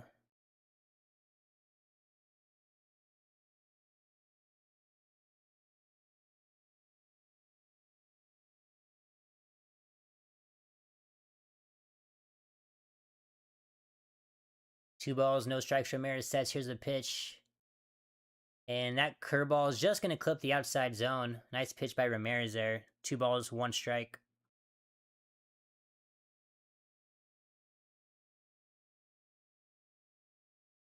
Two balls, 1 strike. Runner on first and second, 2 outs. That's going to be a big swing and miss on the fastball. just above the zone. And just like that, the count is going to be even at 2-2.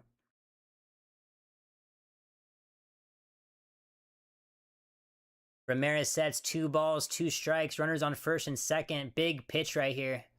That's going to be fouled out of play.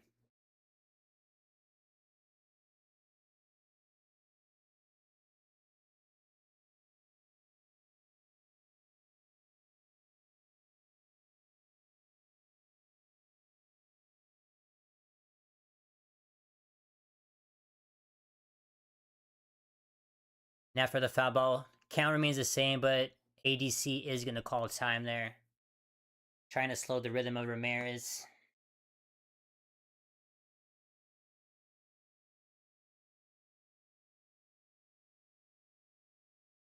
And once again, 2 balls, 2 strikes, runners on first and second. Ramirez sets, here's the pitch. And that's going to be fastball well inside. It's going to be full count now. And this is a big pitch coming up. You do not want to load the bases.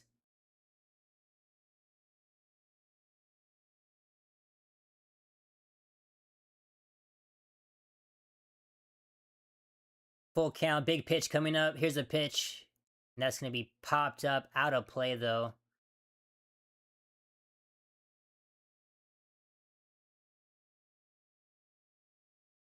And it looks like the runners will be in motion as there are 2 outs in this inning, full count.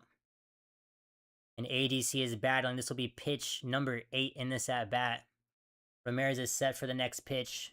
Full count, runners on first and second, 2 outs. And that's going to be grounded right to the first baseman, though.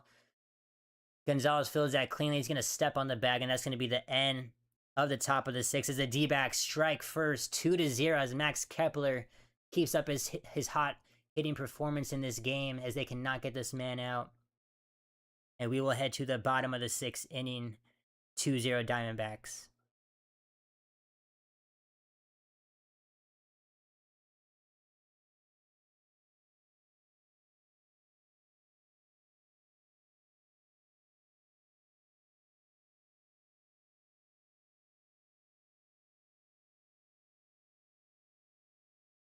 Jeez, that last inning made me sweat.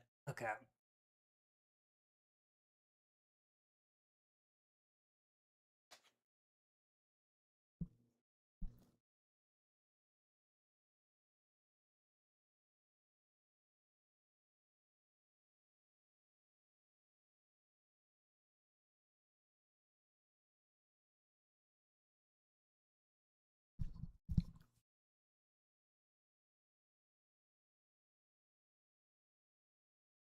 And that was a long half inning, so I'm not really too sure who's coming up for the Pirates, but I will let you guys know as soon as that happens, once we get out of the commercial break.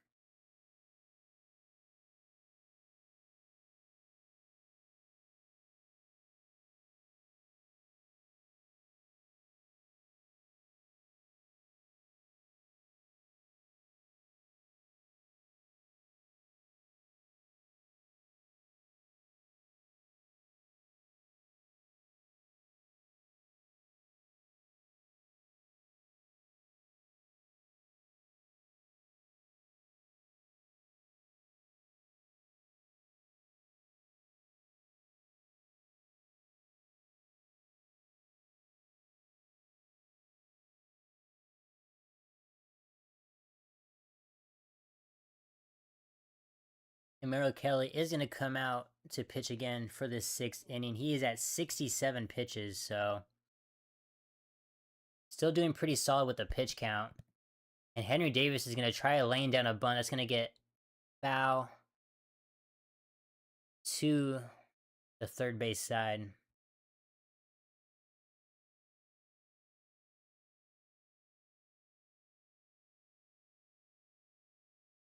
It's going to be Henry Davis and then the top of the lineup for the Pirates.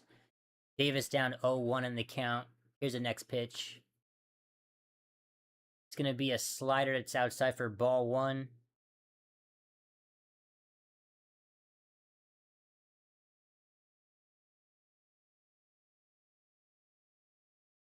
One ball, 1 strike. And that changeup just misses the inside. Once again, due to the D-backs only having 1 challenge, Not wanting to burn that last one. That's going to be ball number 2. 2 balls, 1 strike. And that's going to be a shot to left field. And that's going to be foul ball. That's a long foul ball. As that could have been very scary. Just out in front of it, though, for Henry Davis. It's going to be 2 balls and 2 strikes now.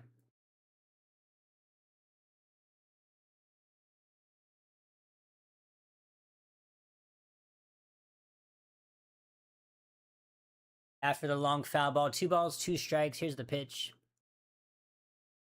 That's going to be another foul ball, but to the opposite side this time.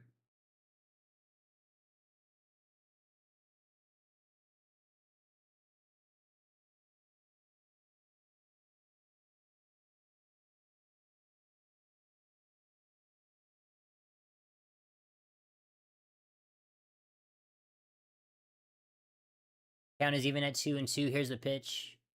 That's going to be chopped foul once more.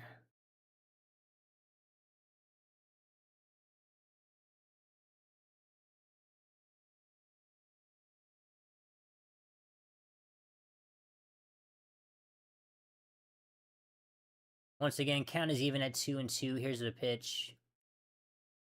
That time, that's going to be driven to left field.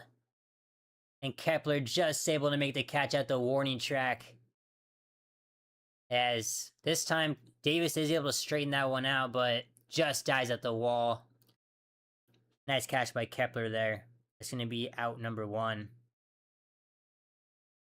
As Davis made some very loud contact in that at-bat, but it's going to be out number 1. That's going to bring up the top of the order for the Pirates. It's going to bring up Jake Mangum, who's 0 for 2 with 2 groundouts.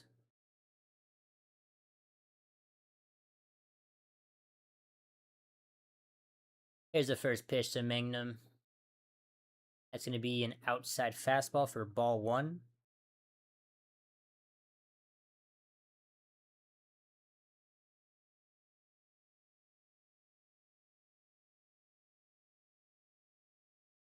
Here's the 1-0 pitch.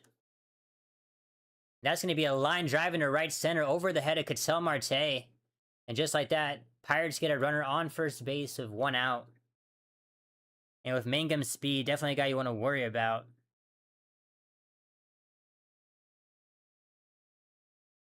As a tying run will come up to the plate with Brandon Lowe, and definitely a guy you absolutely need to be careful if you cannot give him anything good to hit right here.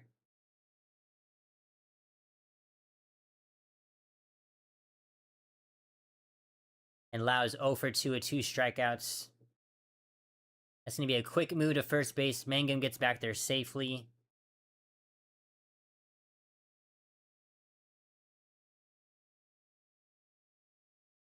As you're hoping with Merrill Kelly already picking off someone at first,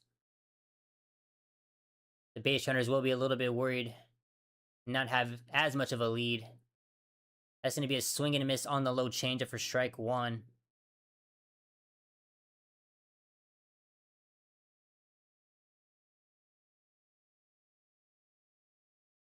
No balls, 1 strike to Brandon Lau. Runner on first base with 1 out. That's going to be strike 1. Just clips the outside of the zone for strike number 2. And just like that, Lau is down early in the count. And Brian Reynolds will be awaiting on deck.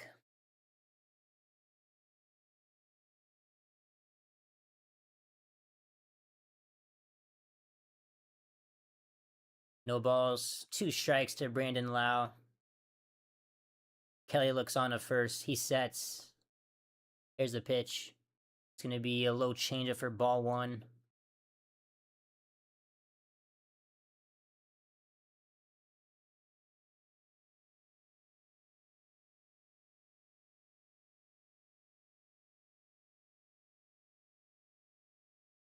Count is 1-2. Kelly sets.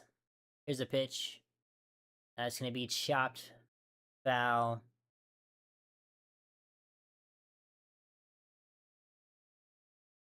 And that was pitch number 80 for Kelly. as the pitch count is getting up there. Beautiful night in Pittsburgh as we look at the aerial camera view. That's going to be a quick pickoff move to first, as the Pirates fans are just done with Kelly and his pickoff moves to first. 1 ball, 2 strikes. Kelly sets. Here's the pitch. That's going to be an outside cutter for ball 2. Count is even.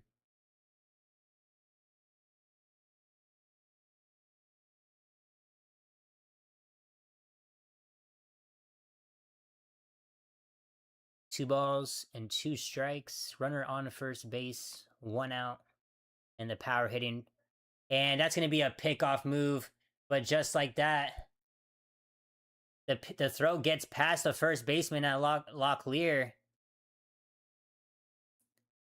And Merrill Kelly just gets too aggressive with the pickoff move there. And just like that, Mangum is able to round second and head into third base. Super unfortunate for Merrill Kelly there.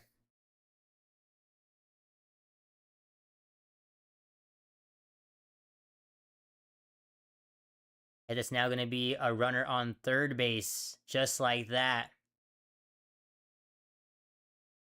And this has now become a big out number 2 that Merrill Kelly needs to get.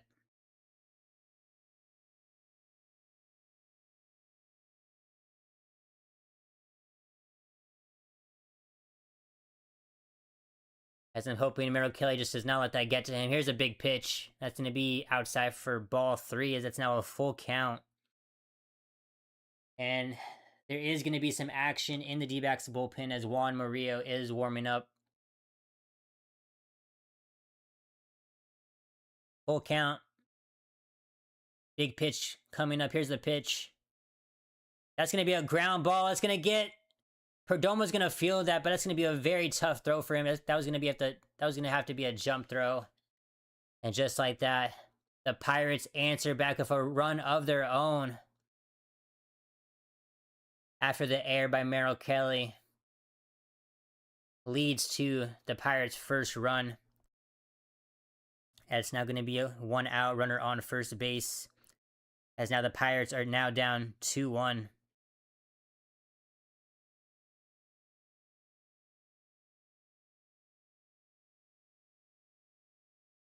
As it's now going to bring up the pitching coach, Kaplan, to talk to Merrill Kelly. As the D-backs absolutely need to get out of this inning.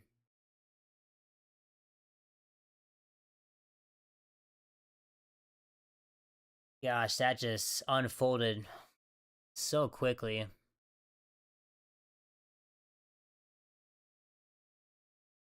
As that's going to bring up Brian Reynolds with the tying run on first base.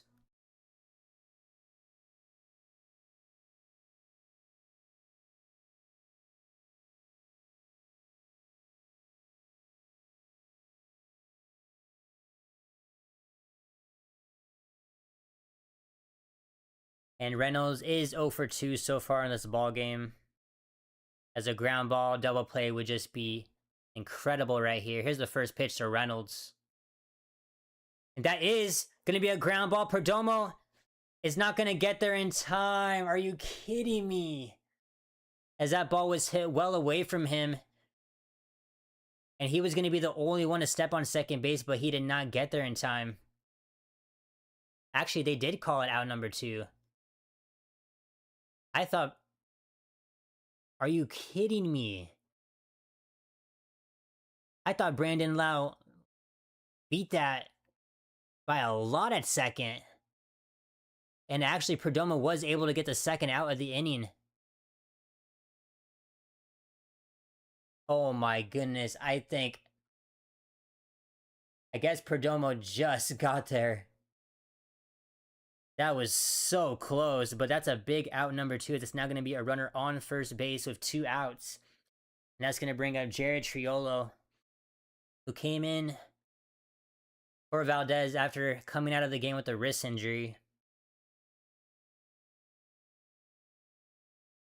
As the D-backs have some life, as it could easily be 1 out with runners on first and second. And that's going to be ball number 1. And Triolo shows bunt and holds it back for ball number 2. And if the D-backs can get out of this inning, this would be huge. Merrill Kelly had 86 pitches. Here's the next one.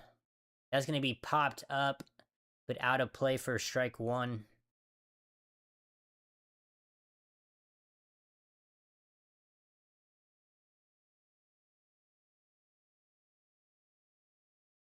Triolo batting .243 this year, the shortstop. 2 balls, 1 strike. Here's the pitch. That's going to be also hit out of play to the right side. It's going to be an even count at 2-2 now.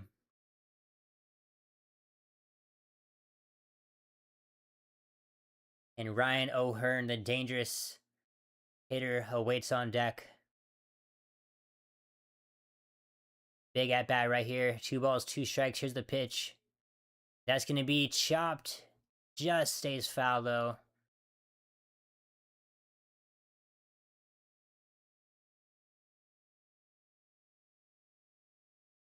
And this will be pitch number 90 for Merrill Kelly, as his time is definitely coming to an end on the mound.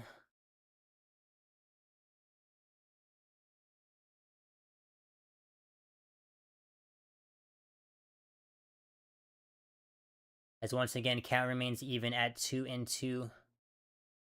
Here's the pitch. That's going to be grounded. Just foul down the third base line.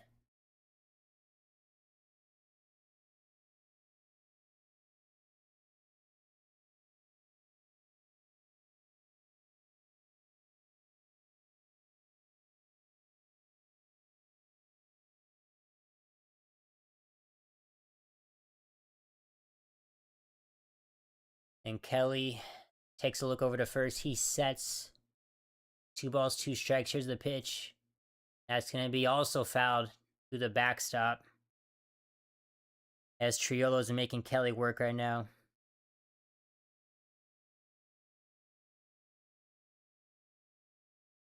This will be pitch number 8 in the at-bat.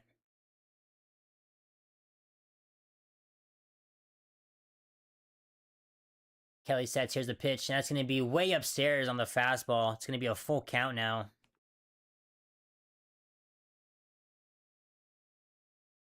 And if you're Merrill Kelly, you cannot walk him right now. You got to go right at him, as no matter what, this will be his last batter, I believe. Full count. Kelly sets. Here's the pitch, and that's going to be in the dirt for ball 4, unfortunately. And just like that, it's going to be runners on first and second. 2 out still. And here comes Torey Lovella. Looks like Juan Maria will be coming into this ball game to get 1 more out to strand the runners.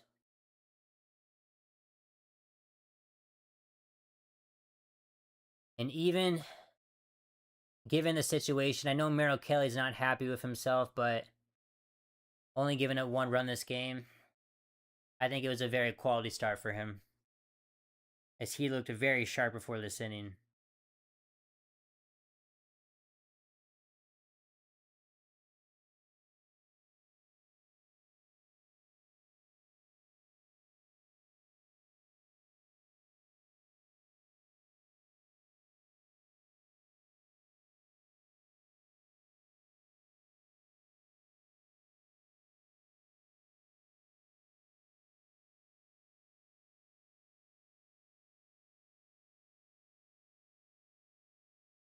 Let's take a quick look around the league. I've not looked at the other games in a while.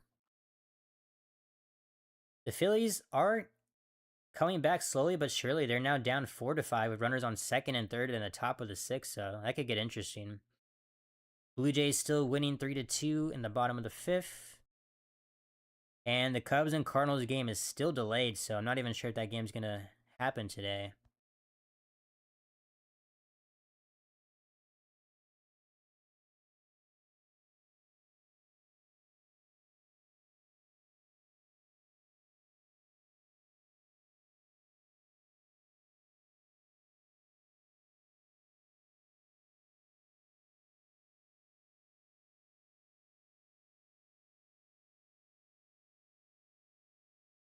Looking at the hits, D-backs have 6 hits, Pirates have 4. As I mentioned, that is going to bring up Juan Murillo in relief for Merrill Kelly. Murillo has definitely looked a lot like himself as of late. 2.81 ERA through 45 games this year. As Murillo, with a big opportunity, needs to get out of this inning, especially against Ryan O'Hearn, will not be easy. And here comes the first pitch from Juan Murillo. Just gonna miss inside on the sinker at 100 miles per hour for ball 1. It's gonna be Ryan O'Hearn with Nick Gonzalez waiting on deck. Here's the 1-0 pitch. And that's gonna be a fly ball. And Max Kepler's gonna get under it, a lazy fly ball, and just like that, that's gonna end the bottom of the 6th as Juan Murillo gets the job done. The Pirates do get a run back to make it interesting, but just like that, it's gonna be a 2-1 ball game in favor of the Diamondbacks as we head to the top of the 7th. A great job by Murillo just to get the quick out to stop the bleeding.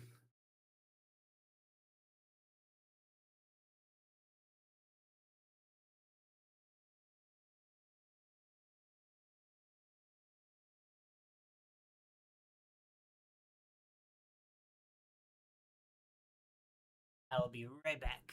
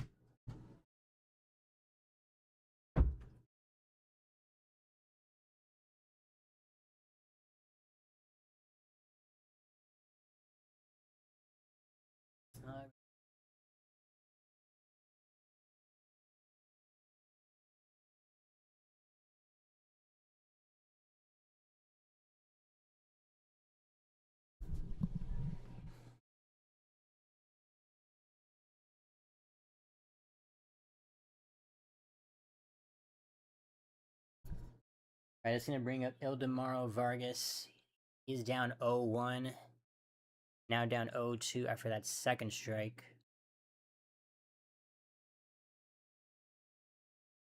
And Johan Ramirez will stay on the mound for the Pirates. That's going to be chopped down the first base line.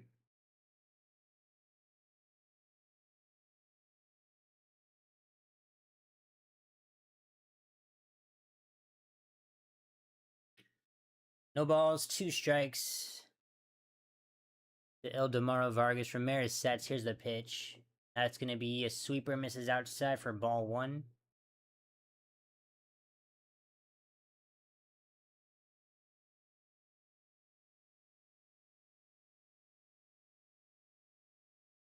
One ball, 2 strikes.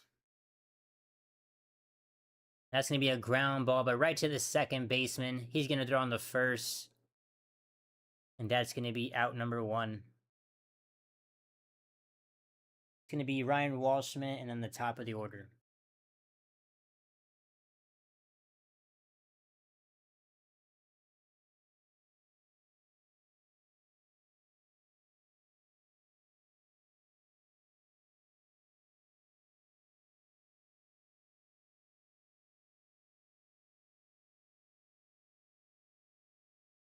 And Ryan Waldschmidt is going to take a sweeper. Great break on that strike one.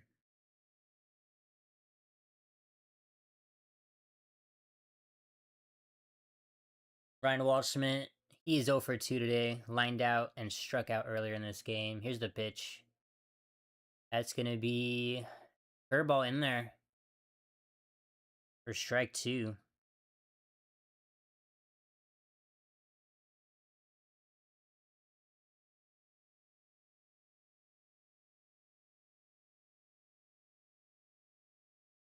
No balls and 2 strikes for Ryan Waldschmidt. Here's the pitch. And that's going to be lined down the line over the third baseman's head. It's going to go all the way to the corner. And just like that, Ryan Waldschmidt has a 1-out double in the top of the 7th inning. As Waldschmidt has just had some excellent at-bats as of late. Hitting the ball hard, and just like that, the D-backs have a chance to extend this lead. And that is very much needed with the 1-run lead.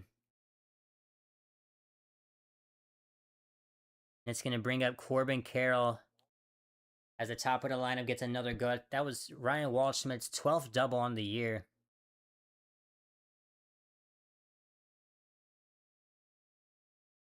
And that's going to be a sweeper just chopped foul.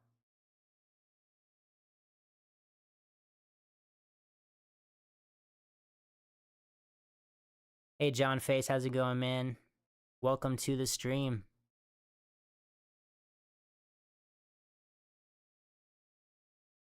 It's going to be no balls, 1 strike to Corbin Carroll. That's going to be an outside sweeper for ball 1. Not sure if you've been keeping up with this game outside of the stream, but it has been a pitcher's duel. Both offenses, they've been getting it going a little bit as of late, but it's been such a tight ball game. And Ramirez is going to step off the mound. And look, Waldschmidt back to second base. 1 ball, 1 strike to Corbin Carroll. Here's the pitch. That's going to be just foul down the first baseline for strike 2. And the D-backs have a great opportunity to extend this lead.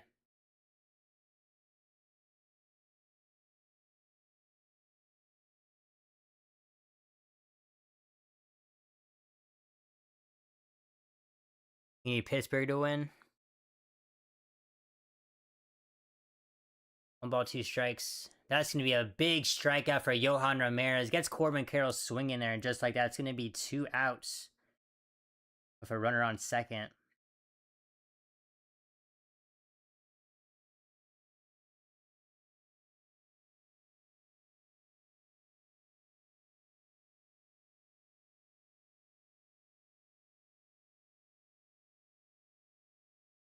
Honestly, it's just going to be simply to battle the bullpens. First pitch to Perdomo. That's going to be in there for the sweeper for strike 1.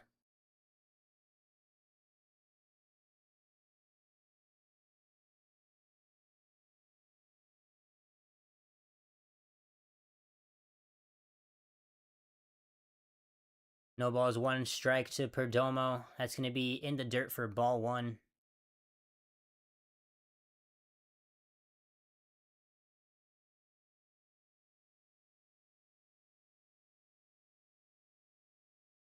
Your name looks really familiar, but like there's no profile picture for me. Maybe it just didn't load, but like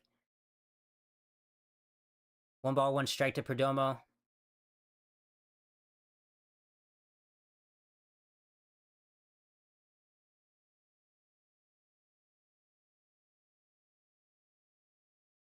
It's going to be 2 balls, 1 strike to Perdomo.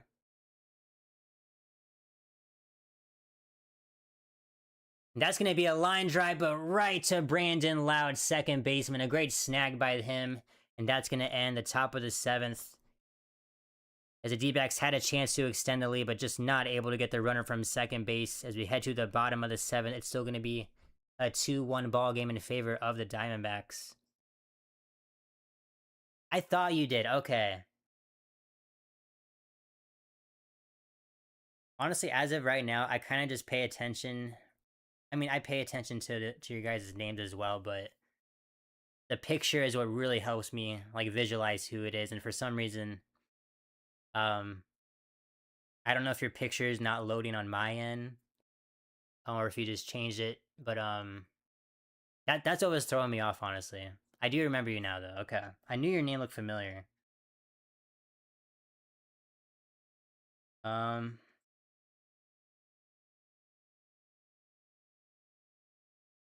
but yeah, bottom of the seventh. Here we go.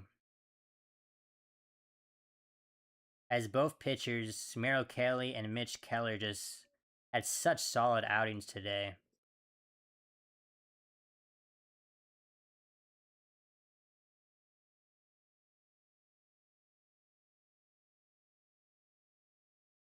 But welcome back. It's good to see you, my friend. I believe that's gonna be Nick Gonzalez, Jacob Gonzalez, and Callahan to get the bottom of the seventh going.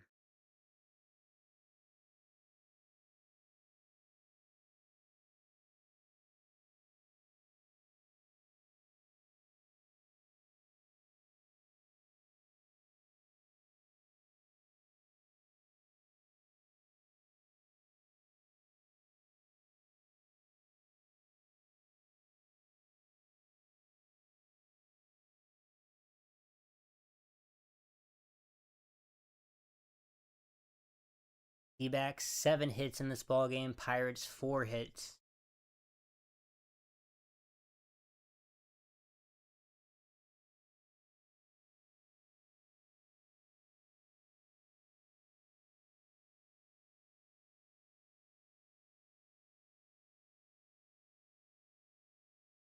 And as I mentioned, it's going to bring up Nick Gonzalez to lead off the bottom of the seventh. Juan Murillo is going to still be out there on the mound. And that's going to be a strike one pitch to Nick Gonzalez. Nick Gonzalez 1 for 2 in this ball game.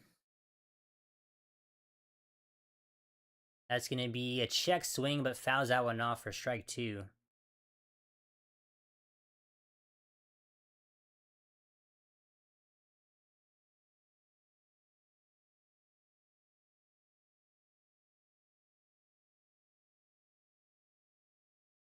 No balls, 2 strikes. Here's the pitch. That's going to be a swing and a miss on the inside changeup. Not a very well pitched to swing at, but hacks at it nonetheless, and that's going to be out number 1 for Juan Murillo.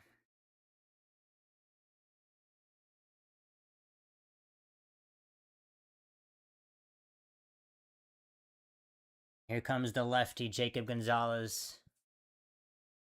That's going to be a low changeup for ball 1.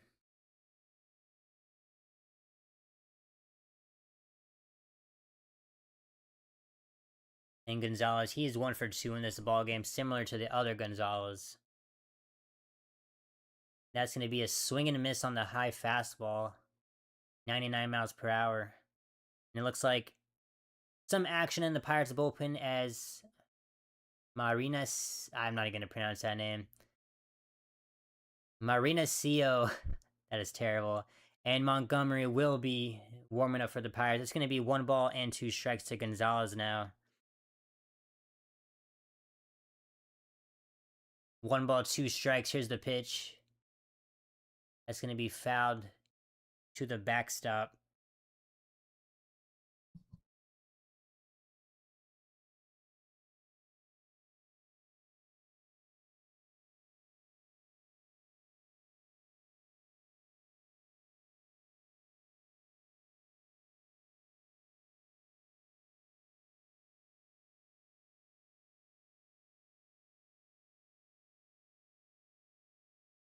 All right, here's the next pitch. 1 ball, 2 strikes.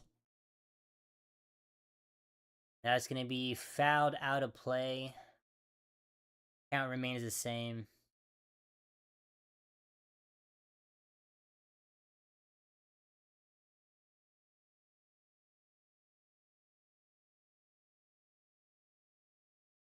Here's a pitch. And that's going to be well outside on the changeup, but Gonzalez just pokes that one foul. As that was just a waste pitch, but Gonzalez takes a swing at it anyway.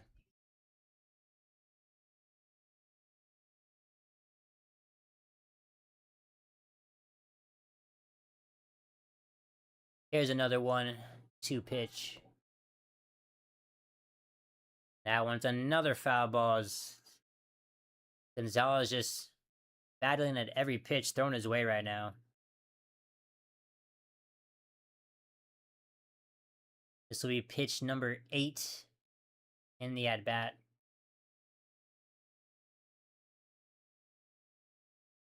And just like that, Gabriel Moreno's going to come out and talk to Murillo.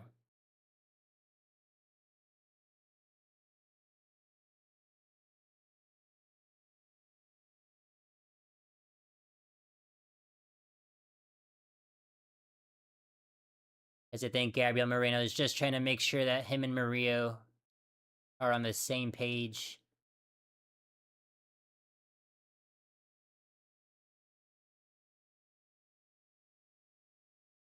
As this has been a long at-bat in terms of the pitch count. Now a pitcher's meeting, or with the catcher. Here's another 1-2 pitch to Jacob Gonzalez, and that's going to be a swing and a miss. And actually, no, somehow Murillo is actually able to make contact on that, just barely. As the camera panned away thinking it was strike 3. And yes, he just fouls that one off into his foot. The camera fooled me too. Here's the next pitch. Oh my goodness. A changeup well outside. And Gonzalez fouls that one off as well. As it does not matter where the pitch location is, Gonzalez just taking hacks and still alive. I believe this will be pitch number 10.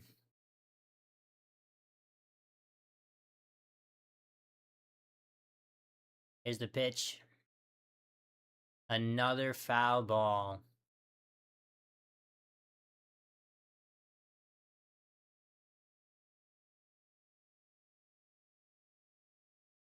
As Murillo just cannot get this man out. Another 1-2 pitch. I feel like I'm going to be saying it this whole inning. Another foul ball. 101 miles per hour up and in, and Gonzalez still able to foul that one to the backstop.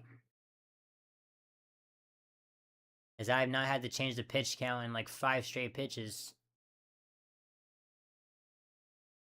And finally, Gonzalez does not swing at a pitch. This one's going to be low and away in the dirt. It's now going to be 2 balls and 2 strikes.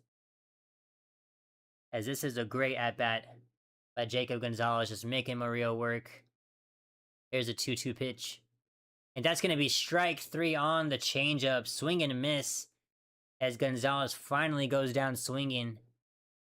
Took 12 pitches, I believe. What an at-bat nonetheless by Gonzalez to battle right there. And that's going to be out number 2 on the strikeout. As that's going to bring up Callahan. He is 0 for 2. That's going to be chopped down the first base line for strike 1.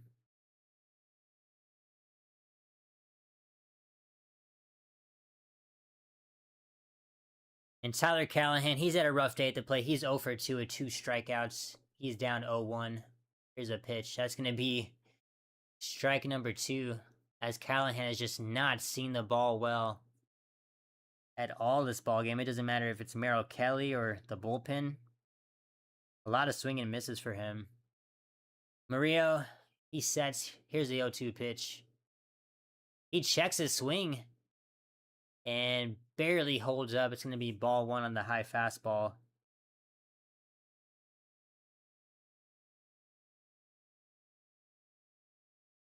One ball, 2 strikes to Tyler Callahan. Murillo looking to get out of this. And Callahan's going to poke that, but right to the second baseman, Ketel Marte. He's going to catch that, and that's going to be out number 3. As Murillo has to do a lot of work due to Jacob Gonzalez. But just like that's going to end the bottom of the 7th inning. We head to the top of the 8th. D-backs still up 2-1.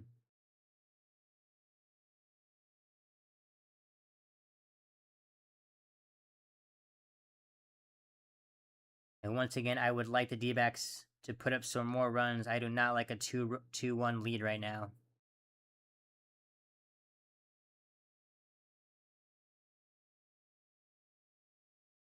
And wow, the Phillies were down 2-5 early on in the game against the Marlins, and they have fought back and are now winning 6-5 in the bottom of the seventh inning. As Marlins fans are just not doing well right now. As the Marlins looking to break a 12-game losing streak and now in danger of losing a 13th straight. Blue Jays still winning against the Nationals 3-2 in the top of the seventh. And I don't think this Cubs and Cardinals game is going to happen. They are still delayed. I feel so bad for Miami fans right now.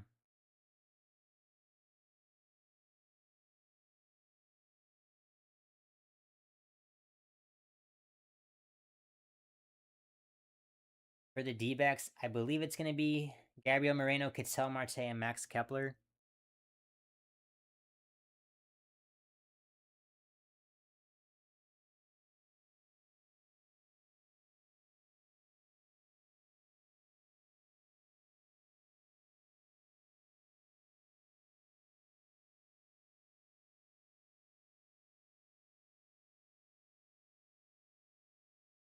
But I hope your day is going well, John Face. It's good to see you back in the chat.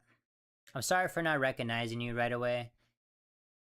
I'm not even trying to act like I have a lot of people watching me. I really don't. But I've had like a decent amount of people stay in the chat to where like I kind of have to go off the picture now. But now that you're back for a second time, I got the name down, no matter if the picture doesn't load for me. That's going to bring up Gabriel Moreno. He takes a first pitch strike.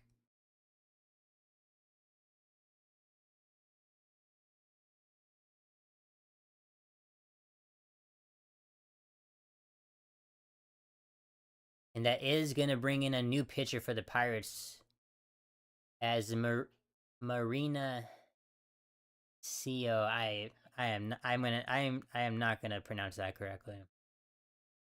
1 ball, 1 strike to Moreno. He's gonna take a whiff at that one. It's gonna be strike number 2.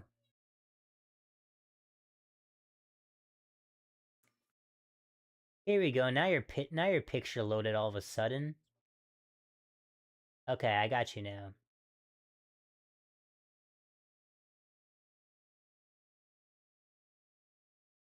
And you got money on Miami.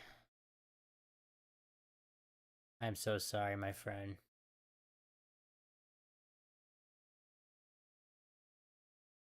What is going on in Miami, man? That's...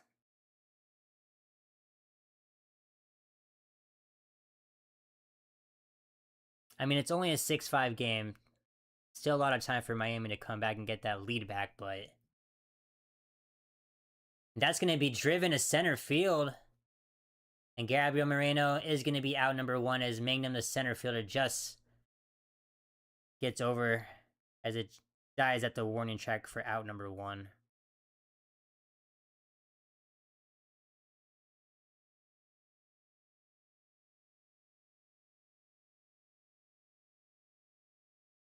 Oh, I got you. Okay, I see. I appreciate that. That makes it a lot easier for me.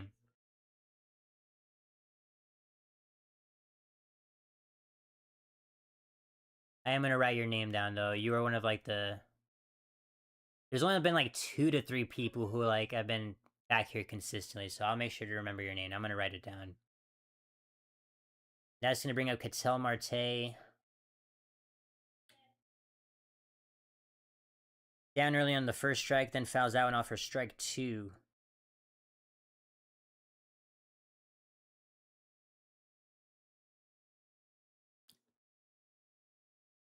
Here's the 0-2 pitch to Ketel Marte. He's going to take that one in the dirt for ball 1.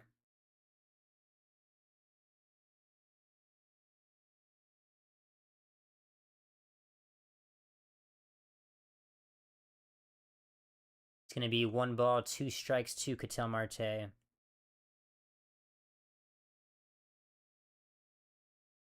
Nice take by Marte there for ball 2. Count's going to be even.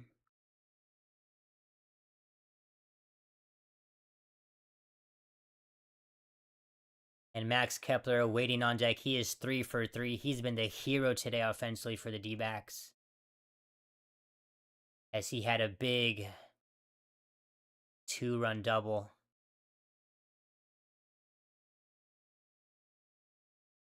And Jonathan Loaizaga, he's going to be warming up in the D-backs bullpen. Here's another 2-2 pitch to Marte. He's going to pop that one up, unfortunately. And Mangum in center field, he's going to get under that. That's going to be out number 2.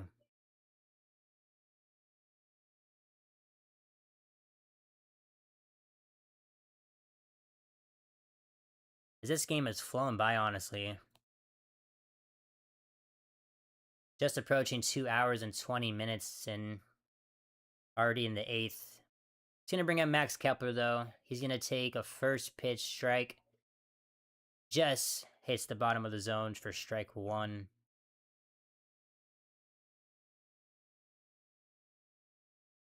Max Kepler looking to get on base and hopefully get his 4th hit. That's going to be a grounder to the first baseman. Slow chopper. He feels that, steps on the bag, and it's going to be out number 3. And just like that, we're going to head to the bottom of the 8th inning, as D-backs not able to extend this lead, as makes me very nervous, but we'll see how the bullpen can do.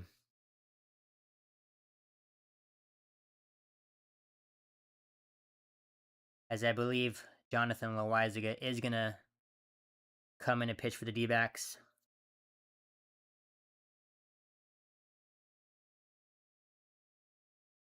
And I think it's going to be Henry Davis. And then the top of the lineup for the Pirates, Mangum and Brandon Lau.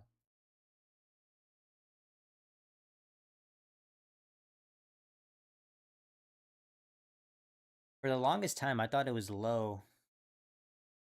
Like the department store. But apparently it's Lau.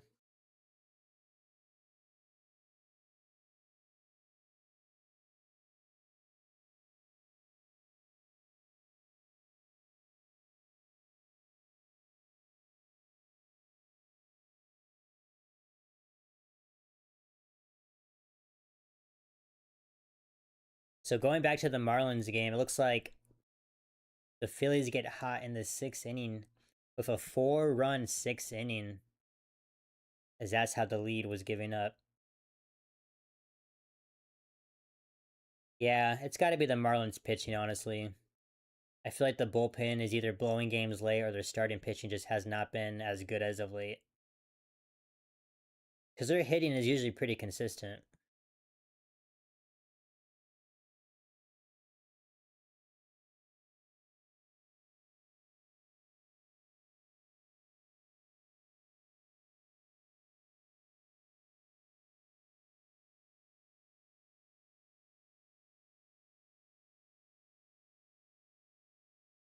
As I mentioned, that is going to bring in Jonathan Loaizaga. He will be the pitcher for the 8th inning. 2.41 ERA.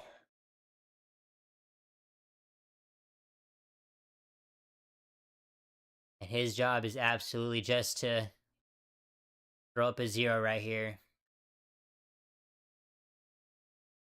And it's actually going to be a pinch hitter for the Pirates.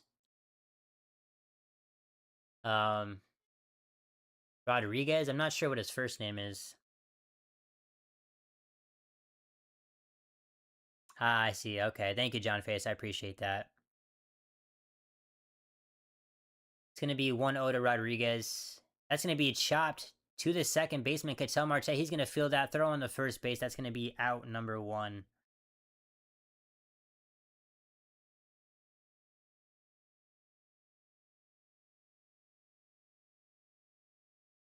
I was only assuming that because I think it was the last game they played against the Padres. Manny Machado hit like a go-ahead 2-run shot in like the 8th inning or something like that. So that was kind of giving me vibes that that's what's been going on with them, like mainly the bullpen struggles. That's going to bring up the top of the order for the Pirates. Mangum, he's going to take a changeup that flips the bottom of the zone for strike one.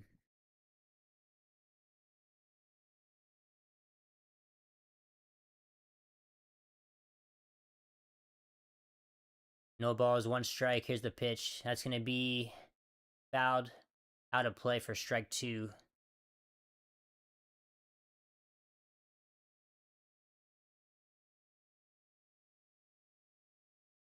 Mangum, he is 1 for 3. He was a part of a big inning for the Pirates as he was able to get on the first base.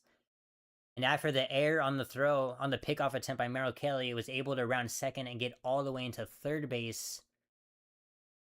And was able to score eventually. It's going to be 0-2 to him, though. That's going to be a high fastball away for ball one.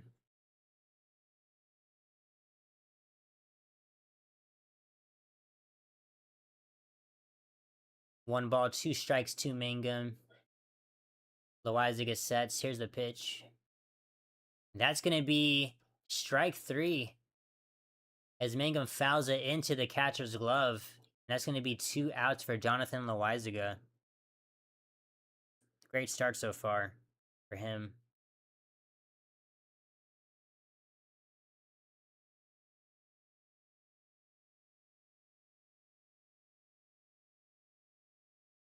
That's going to bring up Brandon Lau with 2 outs in the bottom of the 8th.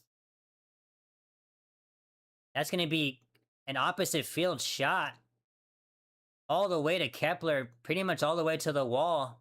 And just like that, Brandon Lau is going to get into second base of a 2-out double. He will be the tying run on second base. And the Pirates have life in this bottom of the 8th inning. I was just about to mention how Brandon Lau, once again, can change this game with one swing of the bat, but just like that, he is the tying run for the Pirates. And that's going to bring up Brian Reynolds in the 3-hole. He is 0 for 3 today.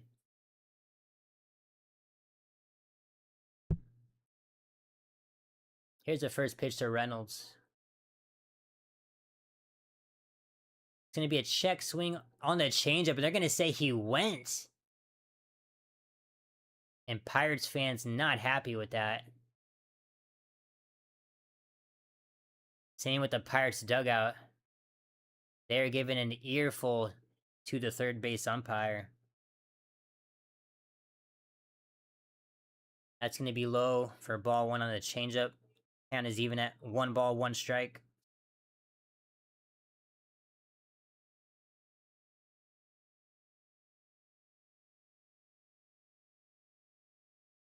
Loizaga sets. Big at bat right here. Here's the pitch. That's going to be well outside on the changeup for ball 2.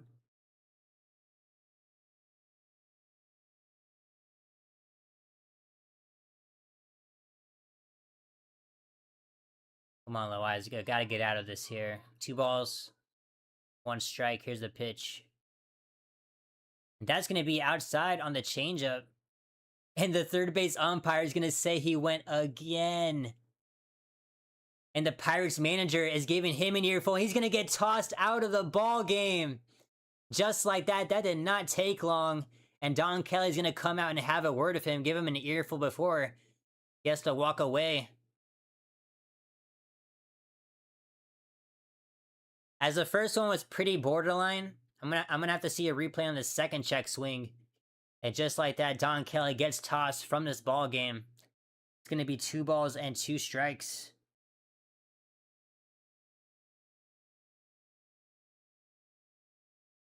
I haven't seen a replay on the second check swing, but let's see. Ugh. That second one, he definitely won on the second one. If anything, I think they're still upset about the first check swing. That was pretty borderline, but the second one, he absolutely won. That wasn't even close. I think given the stakes and given the situation, the blood is just pumping for these Pirates, and that's probably what happened right there. It's going to be 2 balls and 2 strikes after that ejection. Here's the pitch. That's going to be in the dirt for ball 3. It's going to be a full count.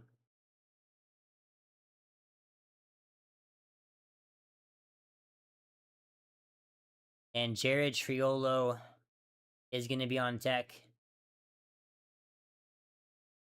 3 balls, 2 strikes, a tying run on second base, 2 outs. Big pitch. Here we go. That's going to be fouled out of play.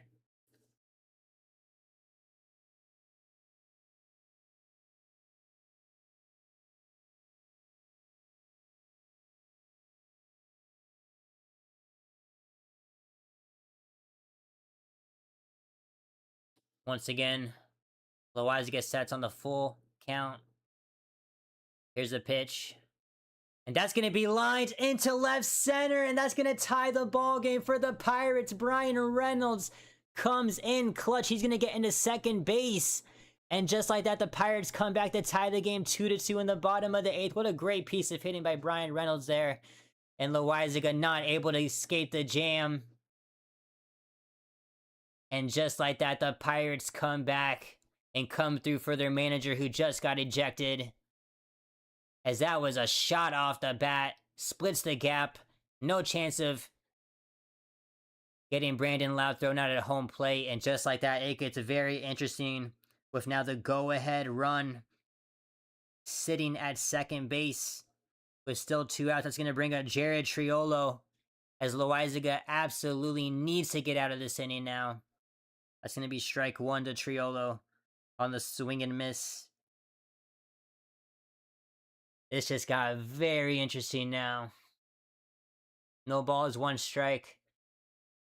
Loaiza sets. Here's the pitch. And that's going to be just foul. It looks like down the third base line. It's going to be 0-2 now to Triolo.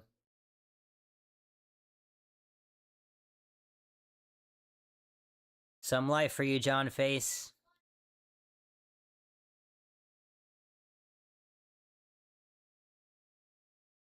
Going to be no balls and 2 strikes to Jared Triolo. Go ahead run at second base. Loaiza sets. Here's the pitch. Ooh. That just missed him apparently. As Triolo's thinking that hit him, but umpire says no. Here's the replay. That was a hard fastball upstairs. And I do think Triolo just moved his shoulders to get out of the way.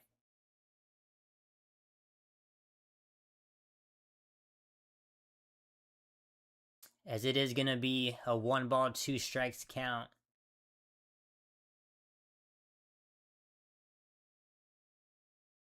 And that was a hard fastball. That would not have felt good if it made contact. Nonetheless, 1 ball, 2 strikes. 2 outs, runner on second base to potentially give the Pirates the lead. And that's going to be driven to left field. But right at Max Kepler in left field. That was scary off the bat. But just like that, Loaiza able to limit it to a 2-2 ball game. Does give up the tying run. Not happy with himself right there, but it could have been a lot worse, as it's going to be tied 2-2 heading into the top of the 9th. I forgot to put the second run up there. My bad. I'm so sorry. That was my bad there.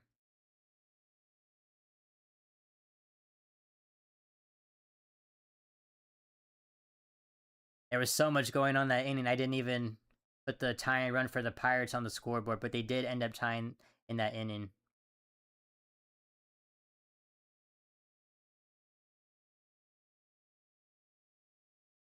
And this game has the potential to go to extra innings if these next two half innings become scoreless.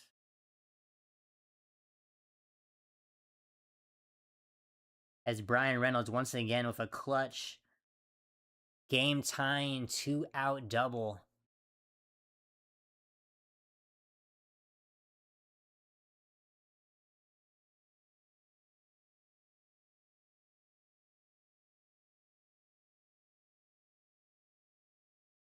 Man, that sucks. Jonathan Loaiza has been solid all year. Would have loved for him to get out of that inning, but it is going to happen.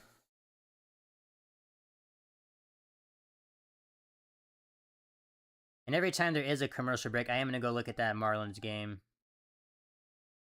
Not only for your sake, John, but also a very important game for the wild card race, in my opinion. And the Phillies do get another run on the board. They extend their lead. It's now going to be 7-5 in the Phillies and Marlins game as they're in the bottom of the 8th. And that's gonna bring in Gregory Soto. Looking to keep this a tied game. He has a 3.80 ERA. And Endy Rodriguez, he's going to come in for Henry Davis behind the dish. And another substitution, that's going to bring in Nolan Arenado. He's going to pinch hit for Tyler Locklear.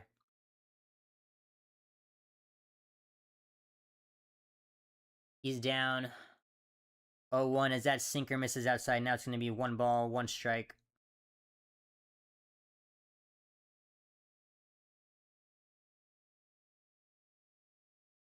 This game just got very exciting. 1-1 count to Arenado. Here's the pitch. That's going to miss up. Oh, are you kidding me? Come on, Blue. At this point, I know the D-backs only have 1 challenge, but you got to challenge that. That was nowhere near the top of the zone. That was well above the zone, not even close. That's going to be strike 2 to Nolan. That's unfortunate. I understand not burning your last challenge earlier in the game, but at this point, you got to do it. And that's going to be a swing and miss for Nolan Arenado on the sweeper.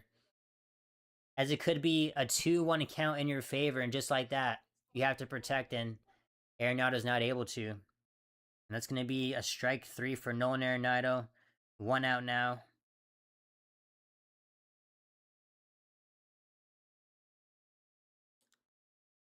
That's going to bring in another pinch hitter. Now going to be Tim Tawa, who comes in for Adrian Del Castillo. Here comes Rodriguez to talk to Soto on the mound.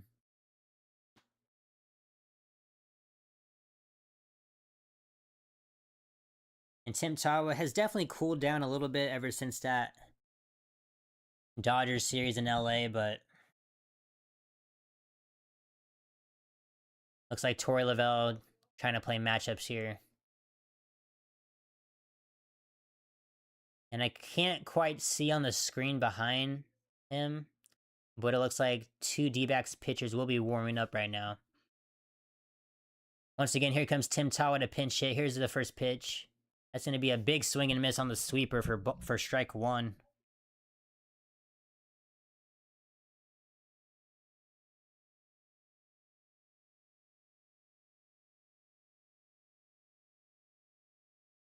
That's going to be in the dirt. They're going to say Tim Tawa holds up on that swing. Pirates fans not happy with that. It's going to be ball 1. Count is even.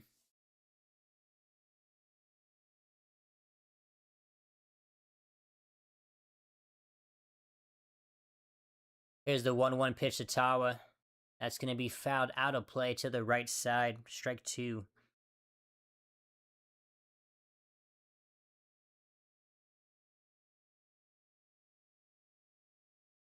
One ball, 2 strikes at Tim Tawa. And at the battle here, Soto sets. Here's the pitch. That's going to be well inside on the slider for ball 2.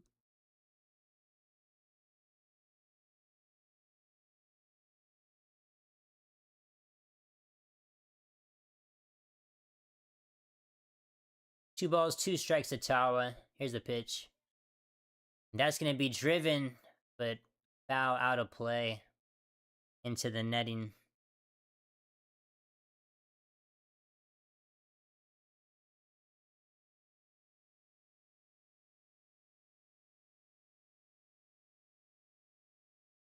Two balls, 2 strikes once again to Tawa. Here's the pitch. That's going to be a great take by Tawa. That sinker misses outside. It's going to be a full count. That sinker had a lot of movement to it. Going to be a full count to Tawa. Here's the pitch. That's going to be a big swing and miss on the slider. Can't get a piece of that one. That's going to be out number 2 on the strikeout.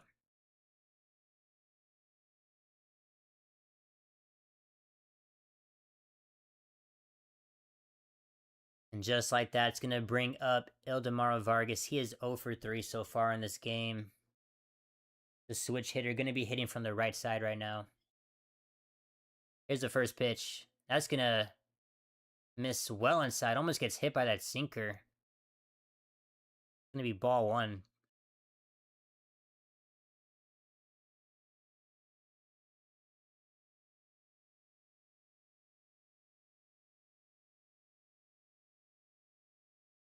One ball.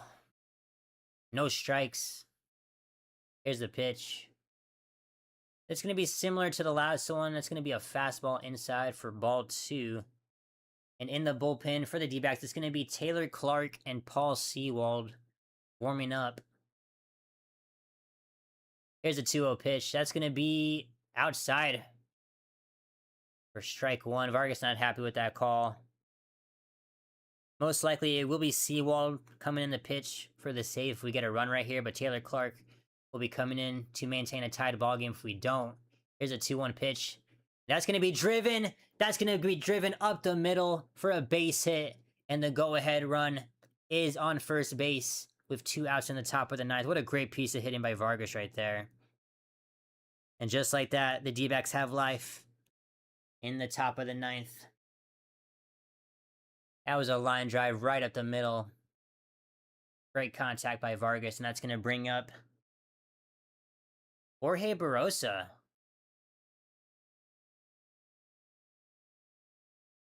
Why did Barosa come in for Waldschmidt? Did Waldo get hurt or something? I am very surprised that Barosa is in this game, as he's not even pitch hitting. I guess he came in earlier for Ryan Waldschmidt. I didn't catch it, but I would love Ryan Waldschmidt in this position. Jeez, man. Shows bunt, holds it back for ball one. Here's a 1-0 pitch by Barosa. And that's going to be a balk by Soto. And now the go-ahead run is going to move into second base. And now this inning gets a lot more interesting.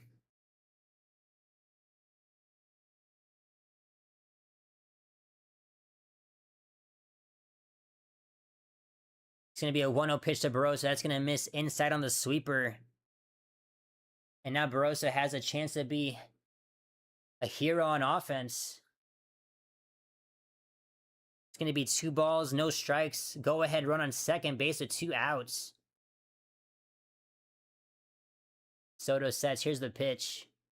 And that's going to be a slider right down the middle for strike one.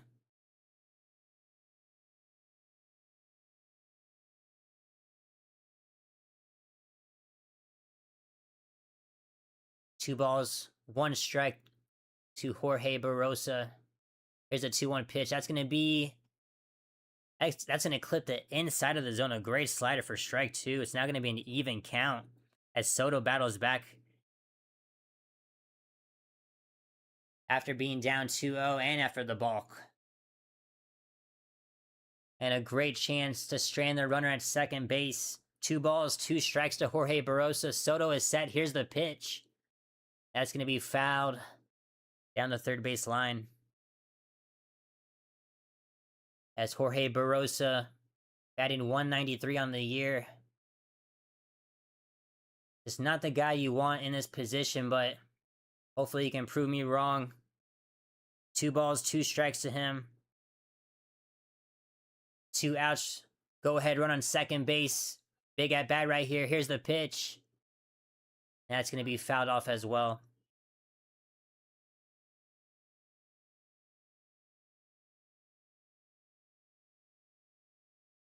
And D-backs making Soto work in this inning. This will be the 22nd pitch for a guy that usually comes in the close games.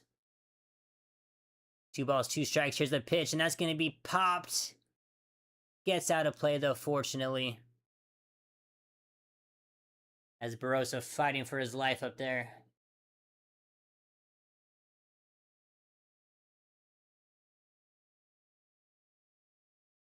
This will be pitch number 8 in the at-bat. 2 balls, 2 strikes. Once again, Soto sets. Here's the pitch. And that's going to be popped up. And this time it is going to stay in play for Rodriguez behind the plate. He is going to make that catch. And just like that, Soto gets out of the inning. Strands a runner at second base as we head to the bottom of the ninth. It's still going to be tied 2-2. Oh my gosh, if we could have gotten a run, that would have been huge. And just like that, the Pirates have a chance to walk it off in the bottom of the ninth. Still tied 2-2. Oh, my stomach hurts just thinking about that. I'm not sure who the Pirate hitters are going to be in this bottom of the ninth. Actually, I do. I believe it's going to be Ryan O'Hearn, Nick Gonzalez, and then Jacob Gonzalez. So 5, 6, 7 hitters.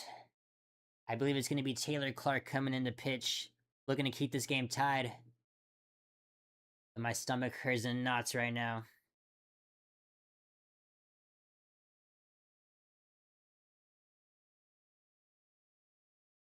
And going back to the Miami Marlins game, it is still going to be a 7-5 lead for the Phillies over the Miami Marlins in the top of the ninth.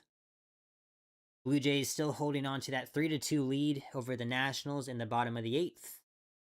And finally, the Cubs and Cardinals game. They are warming up, so it looks like that game will actually happen. Very late start, but they are going to play in that game.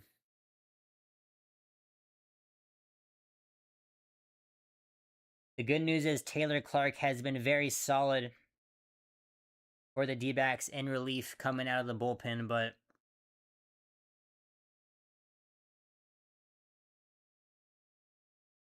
Pirates have a chance to end it right here.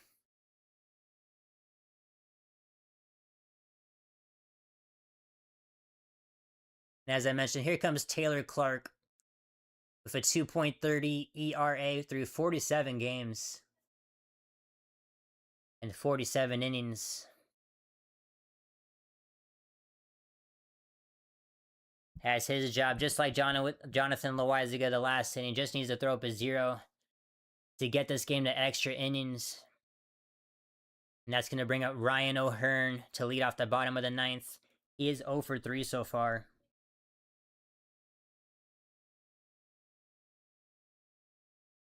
Here's the first pitch from Clark. As that strike just clips the outside of the zone on the changeup. Great first pitch there.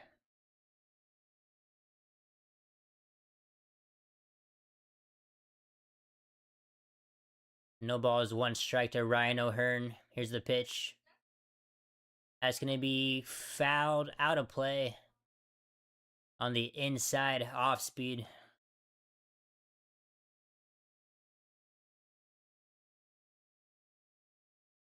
Ryan O'Hearn gonna have to battle. No balls, 2 strikes. There's the pitch. That's gonna be chopped up the middle. Perdomo's gonna field that cleanly. Throw to first base, and that's gonna be out number 1. Nice job by Perdomo to get over there.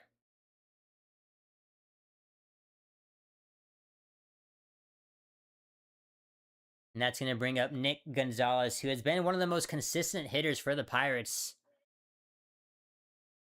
in this month of July. He's 1 for 3 today. Here's the first pitch to him. And that's going to be driven. And Perdomo cannot come up with the catch. It was lined right to him.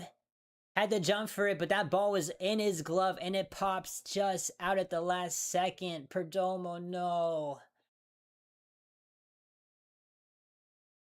That was such a catchable ball. I don't know if he just loses focus, but he should have made that catch. And Perdomo has to be kicking himself on that. That's going to be the game-winning run now on first base with 1 out. And that's going to bring up Jacob Gonzalez. That's going to be a swing and miss on the first pitch. That's going to be strike 1. Oh my gosh, if that comes back to haunt the D-backs, no way. No way. 0-1 to Jacob Gonzalez. Here's the next pitch. That's going to be popped out of play for strike 2.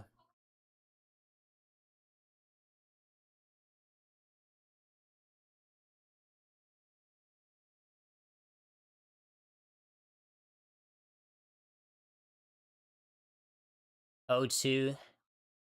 Clark sets. Here's a pitch. That's going to be in the dirt on the changeup for ball 1.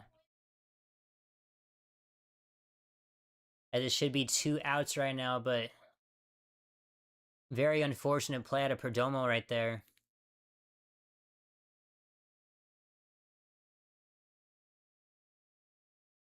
It's going to be 1 ball and 2 strikes to Jacob Gonzalez. Clark sets. Here's the pitch. That's going to be a ground ball. Slow chopper to first base. And Vargas is going to field that and tag the runner out down the line. Great job by Vargas right there. It was a very slow chopper. That could have gotten very interesting right there. But just like that, the runner is able to advance to second base. So still, it's a little bit scary there. It's going to be 2 outs with the game-winning run on second base. And that is going to bring up Tyler Callahan, who has just swung and whiffed at every single pitch that's come his way. Has not seen the ball well. That's going to be strike 1 on the changeup on the outside part of the zone. As Callahan is 0 for 3 with 2 strikeouts, he lined out as well. Has a chance to be the hero after struggling. That's going to be a ground ball, but right to Vargas at first base. He's going to feel that cleanly, step on the bag. And that misplay by Perdomo does not come back to haunt the D-backs. That's going to be out number 3 as we head to the top of the 10th. This game is going to extra innings as this game. Whew, what a game.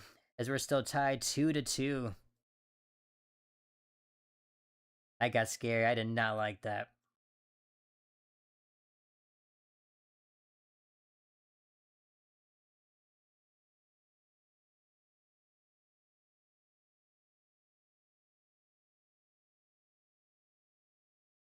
Oh man, I can take a breath.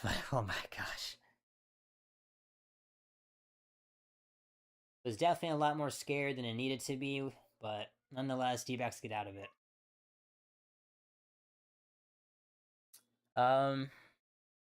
For the D-backs, that is going to bring up the top of the order. Corbin Carroll, Perdomo, and Gabriel Moreno. Barossa will be the ghost runner at second base, so nice to have some speed out there.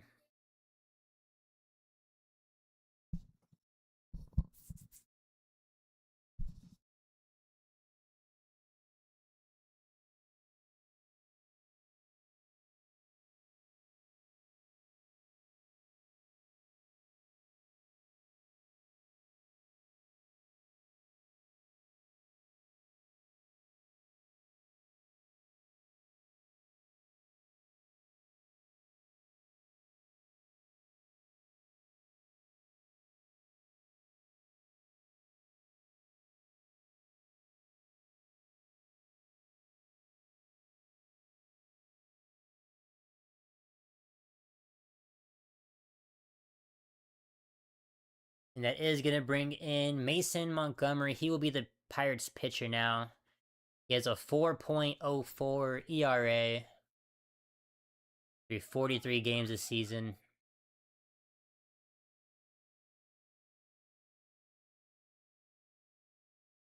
And as I mentioned, here comes Corbin Carroll, the first batter at the top of the 10th inning. It's going to be a first pitch ball with a high sinker inside. And Corbin Carroll, he is 1 for 4 today. Had a single in the 6th inning. Montgomery sets. Here's the 1-0 pitch. That's going to be well outside on the sinker, ball 2.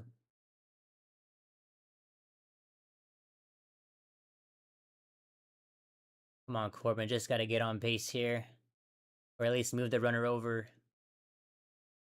It's going to be 2 balls and no strikes. Here's the pitch. That's going to be lined, but right at the third baseman, Nick Gonzalez. How did he react to that ball? Oh my goodness. And that's going to be out number 1. Corbin Carroll. He just rips that, but right at the hot corner for out number 1. A great snag by Nick Gonzalez there. As the runner will remain at second base. And just like that, that brings up Geraldo Perdomo, who will be batting from the right side. That's going to be a strike one on this high slider. That was a great rip by Corbin, but unfortunately right at the third baseman. Perdomo, he is 1 for 4 in this ball game. 0-1 Montgomery sets. Here's the pitch. And that's going to be fouled out of play. No balls, 2 strikes.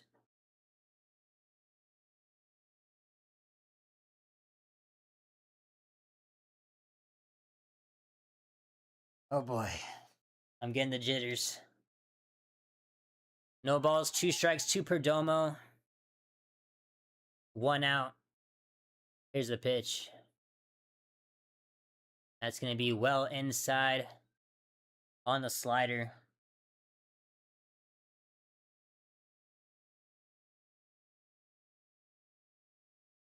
One ball, 2 strikes, 2 Perdomo. That's going to be way upstairs on the fastball. It's going to even the count at 2 balls and 2 strikes.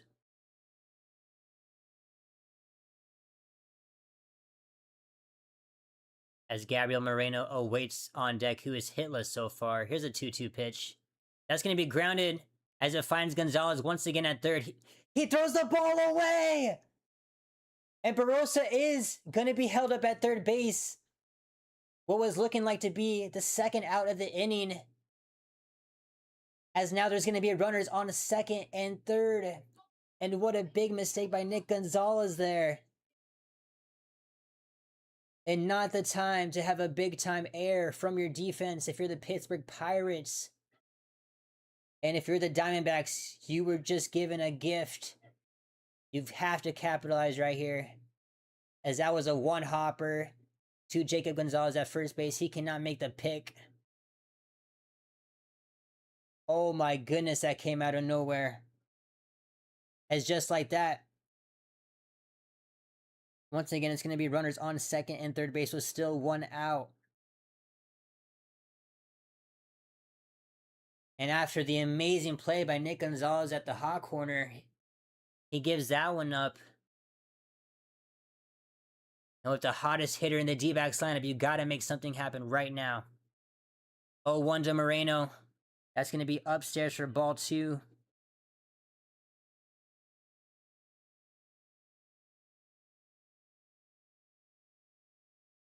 I'm sorry. It's going to be 1-1, my bad. 1-1 the count. Montgomery sets. Here's a pitch to Moreno. It's going to be right down the middle, though, on the slider for strike 2.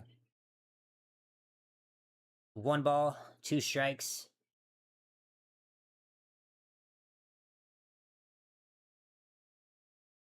Come on, Gabby. Anything close right here.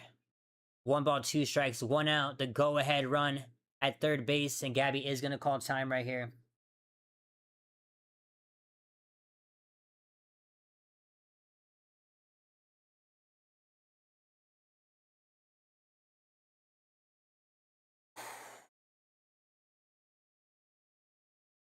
Once again, 1 ball, 2 strikes. Montgomery sets. Here's the pitch to Gabby.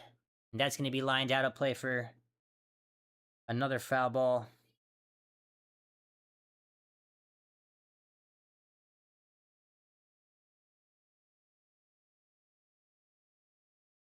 One ball, 2 strikes. Runners on second and third. Big at bat right here. Here's the pitch. That's going to be grounded, but just down the third baseline. That looked good.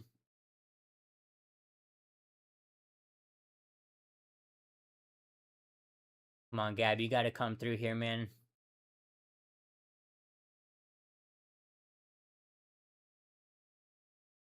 As it almost hits Barossa standing at third base. As Gabby making Montgomery work. Let's see if he can finish it right here. 1-2 to count. That's going to be fouled out of play.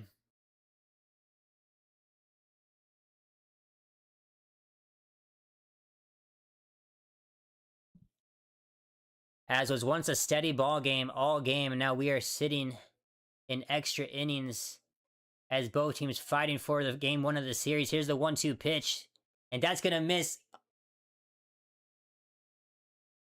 Gabby swings and misses. I'm sorry. He check swings at that one as Gabby gets a gift. That may have been a bad call. That's going to now be 2 balls and 2 strikes. 2 balls, 2 strikes. Montgomery sets. Here's the pitch. That's going to be fouled out of play. This is such a long at bat.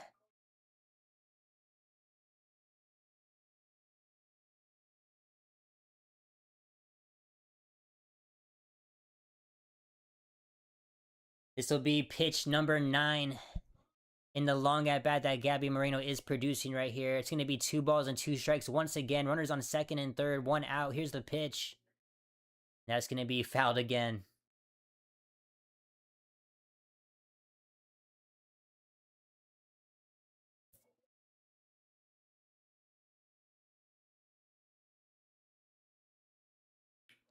Once again, Gabriel Moreno making Montgomery work. Montgomery sets. 2 balls, 2 strikes. Here's the pitch. That's going to be another foul ball.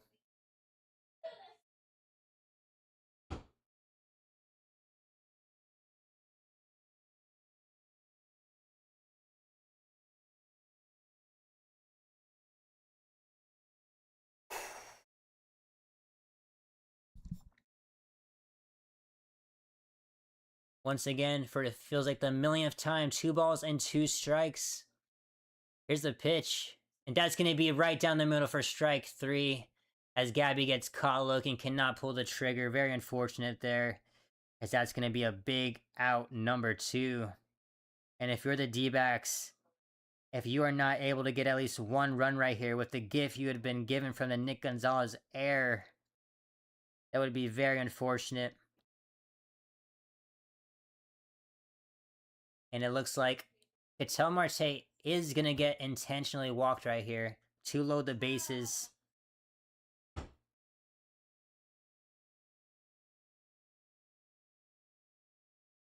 As they like the lefty on lefty matchup against Max Kepler. I don't know if it's going to pay off, as Kepler is 3 for 4 this ball game. He's going to first pitch swing, and that's going to get into center field, but right at Mangum. And just like that, the D-backs are not able to get a run across, as they are given a gift with runners on second and third. Eventually becomes bases loaded, and still no run comes across the score as we head to the bottom of the 10th inning. Still tied 2-2. And I have a bad feeling that might come back to haunt them.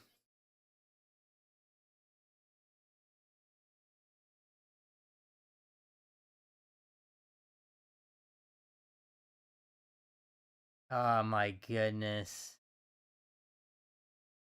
How can you let that happen, D-backs? Jeez, man.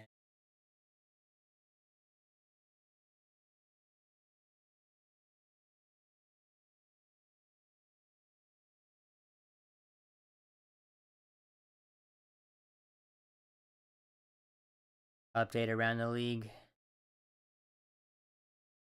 Cubs are winning 1-0 on the top of the first as their game just started.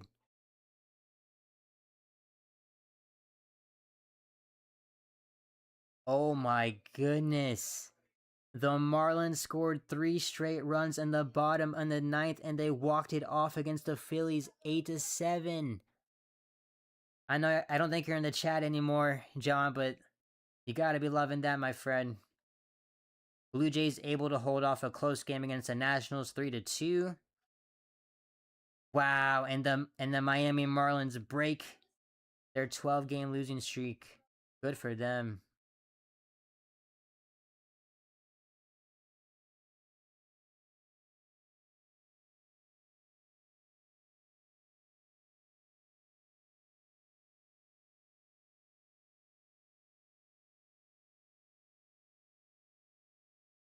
And it looks like Billy Cook is going to come in a pinch run at second base, as he will be the game-winning run. And that's going to bring up Andy Rodriguez in the 9-hole. He will lead off the bottom of the 10th. And then it will be Mangum and Brandon Lau. Here comes Taylor Clark. He'll come back out to pitch. It's going to be a first pitch ball. And Gabby's going to challenge that, potentially the last challenge for the D-backs. Oh, no. And it's just going to miss as Gabriel Moreno just not having a great day behind the plate with the challenges. As the D-backs burn their last challenge, they are out now. Unless the game goes to the 11th. I did forget about that. But that is going to be ball one to Andy Rodriguez. Here's the 1-0 pitch. And that's going to be a ground ball through the second base hole. And they are going to hold Billy Cook at third base. And just like that, the game-winning run is now at third base for Pittsburgh. And I fear that that unfortunate top of the 10th where the D-backs do not capitalize and score, I do fear that may come back to haunt them as it's now runners on the corners. With still no outs. As the D-backs need some magic here to keep it a tied game to go to the 11th.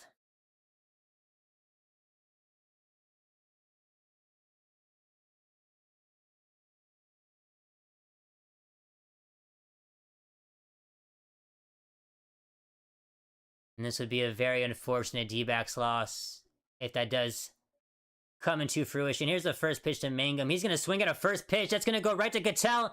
He's going to throw and get Cook in a pickle. And it looks like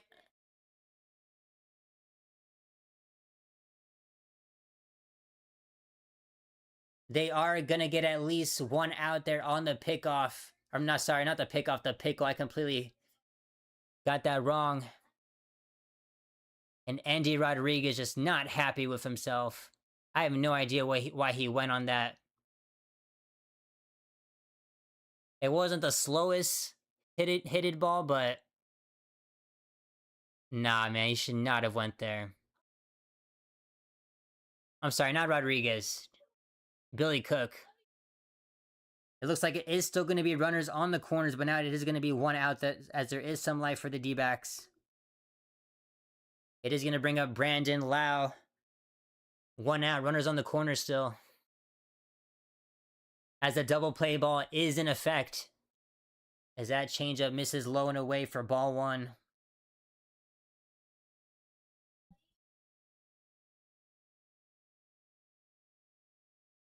As Brandon Lau, he is 2 for 4. As he has been one of the hottest Pirates hitters today in the lineup. A guy you definitely want to get out here, not for the sake of just him, but for the win as well. That's going to be fouled back to the backstop for strike one. Count is even.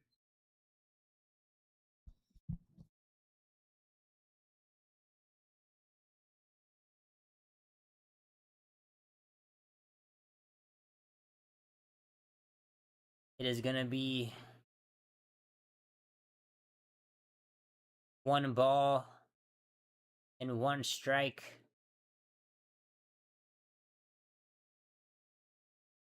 To Brandon Lau.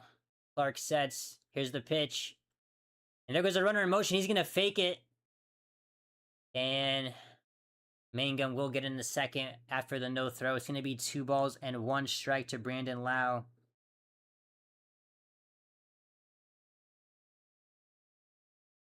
As a double play ball will no longer be possible.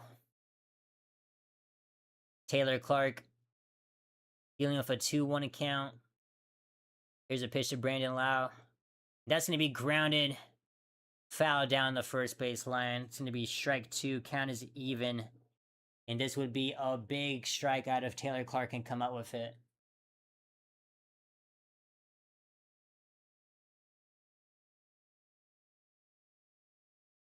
Going to be 2 balls and 2 strikes to Brandon Lau. As Clark is going to step off the mound.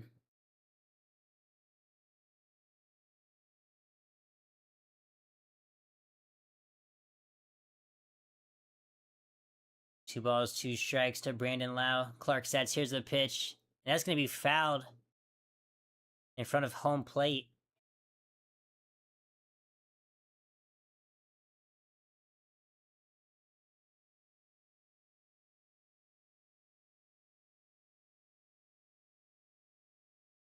As Pittsburgh is getting loud, they feel a win coming. Let's see if Taylor Clark can keep this ball game alive for the D-backs. So 2 balls, 2 strikes. Here's the pitch. And that's grounded off the glove of Vargas. And that's going to score the game-winning run for the Pittsburgh Pirates as they walk it off in the bottom of the 10th inning. Vargas not able to come up with the ground ball there. Just like that,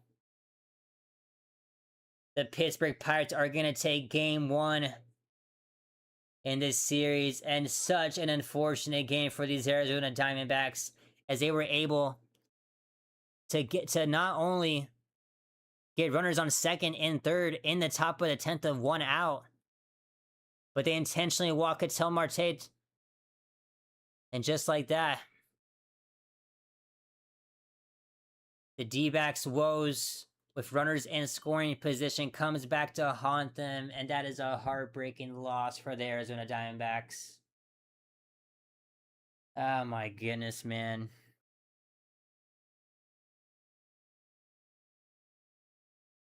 Just like that, the Pittsburgh Pirates take it 3-2.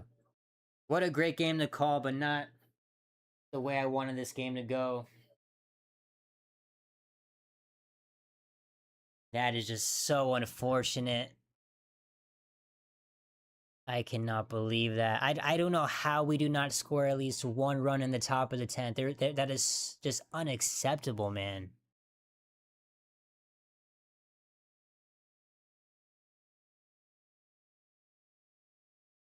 And especially with some of your hottest hitters, you know, Gabriel Moreno and Ketel Marte, it's just like, okay, I know Ketel did not get a chance to bat, but still, it's, oh my gosh, dude. I have no words, man. Absolutely no words.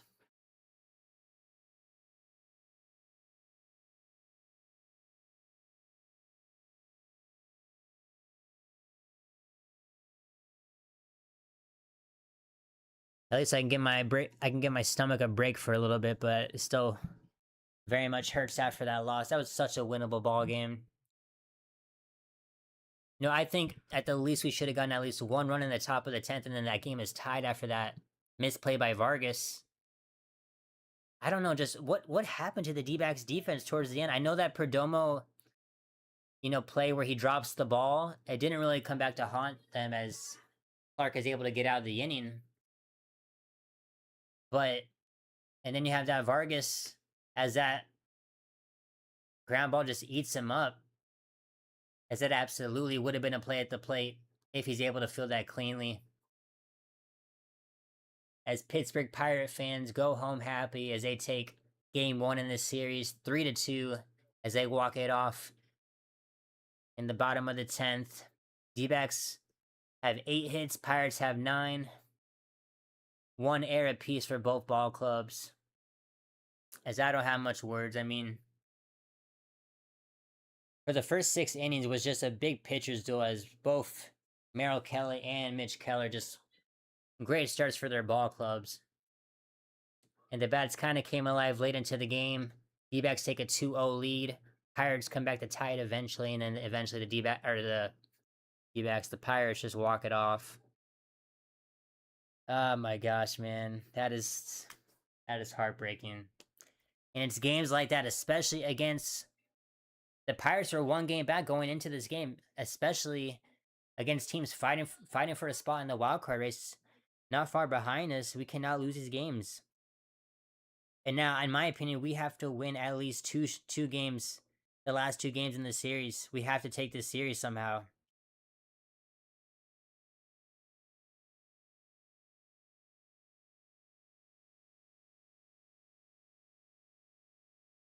I hate that, man.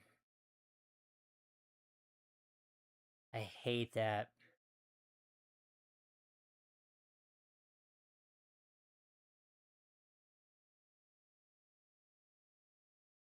Looking at who's going to be starting for the game tomorrow, it looks like it's going to be Brandon Pfaadt, who had a very nice start against St. Louis last time. And then Bubba Chandler for Pittsburgh. 2 very similar pitchers, Pfaadt with a 4.43 ERA, and Chandler with a 4.47, so very similar pitchers. Hopefully the D-backs can come out on top with the win, as that was such a disappointing game.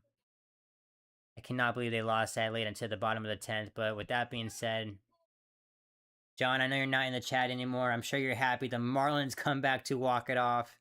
The Pirates walk it off. If you're in here tomorrow, I'm going to be talking to you about that, as I know you're a big fan of those results. But with that being said, that's going to do it for me today. Tomorrow's going to be a very similar start, as the game starts at the exact same time. It's going to be a 3:40 start for me, 6:40 Eastern time, as we will be live commentating game 2 of the series. And if it's anything like game 1 of the series, it's going to be another very close game. Hopefully the D-backs can strike back and take game 2, but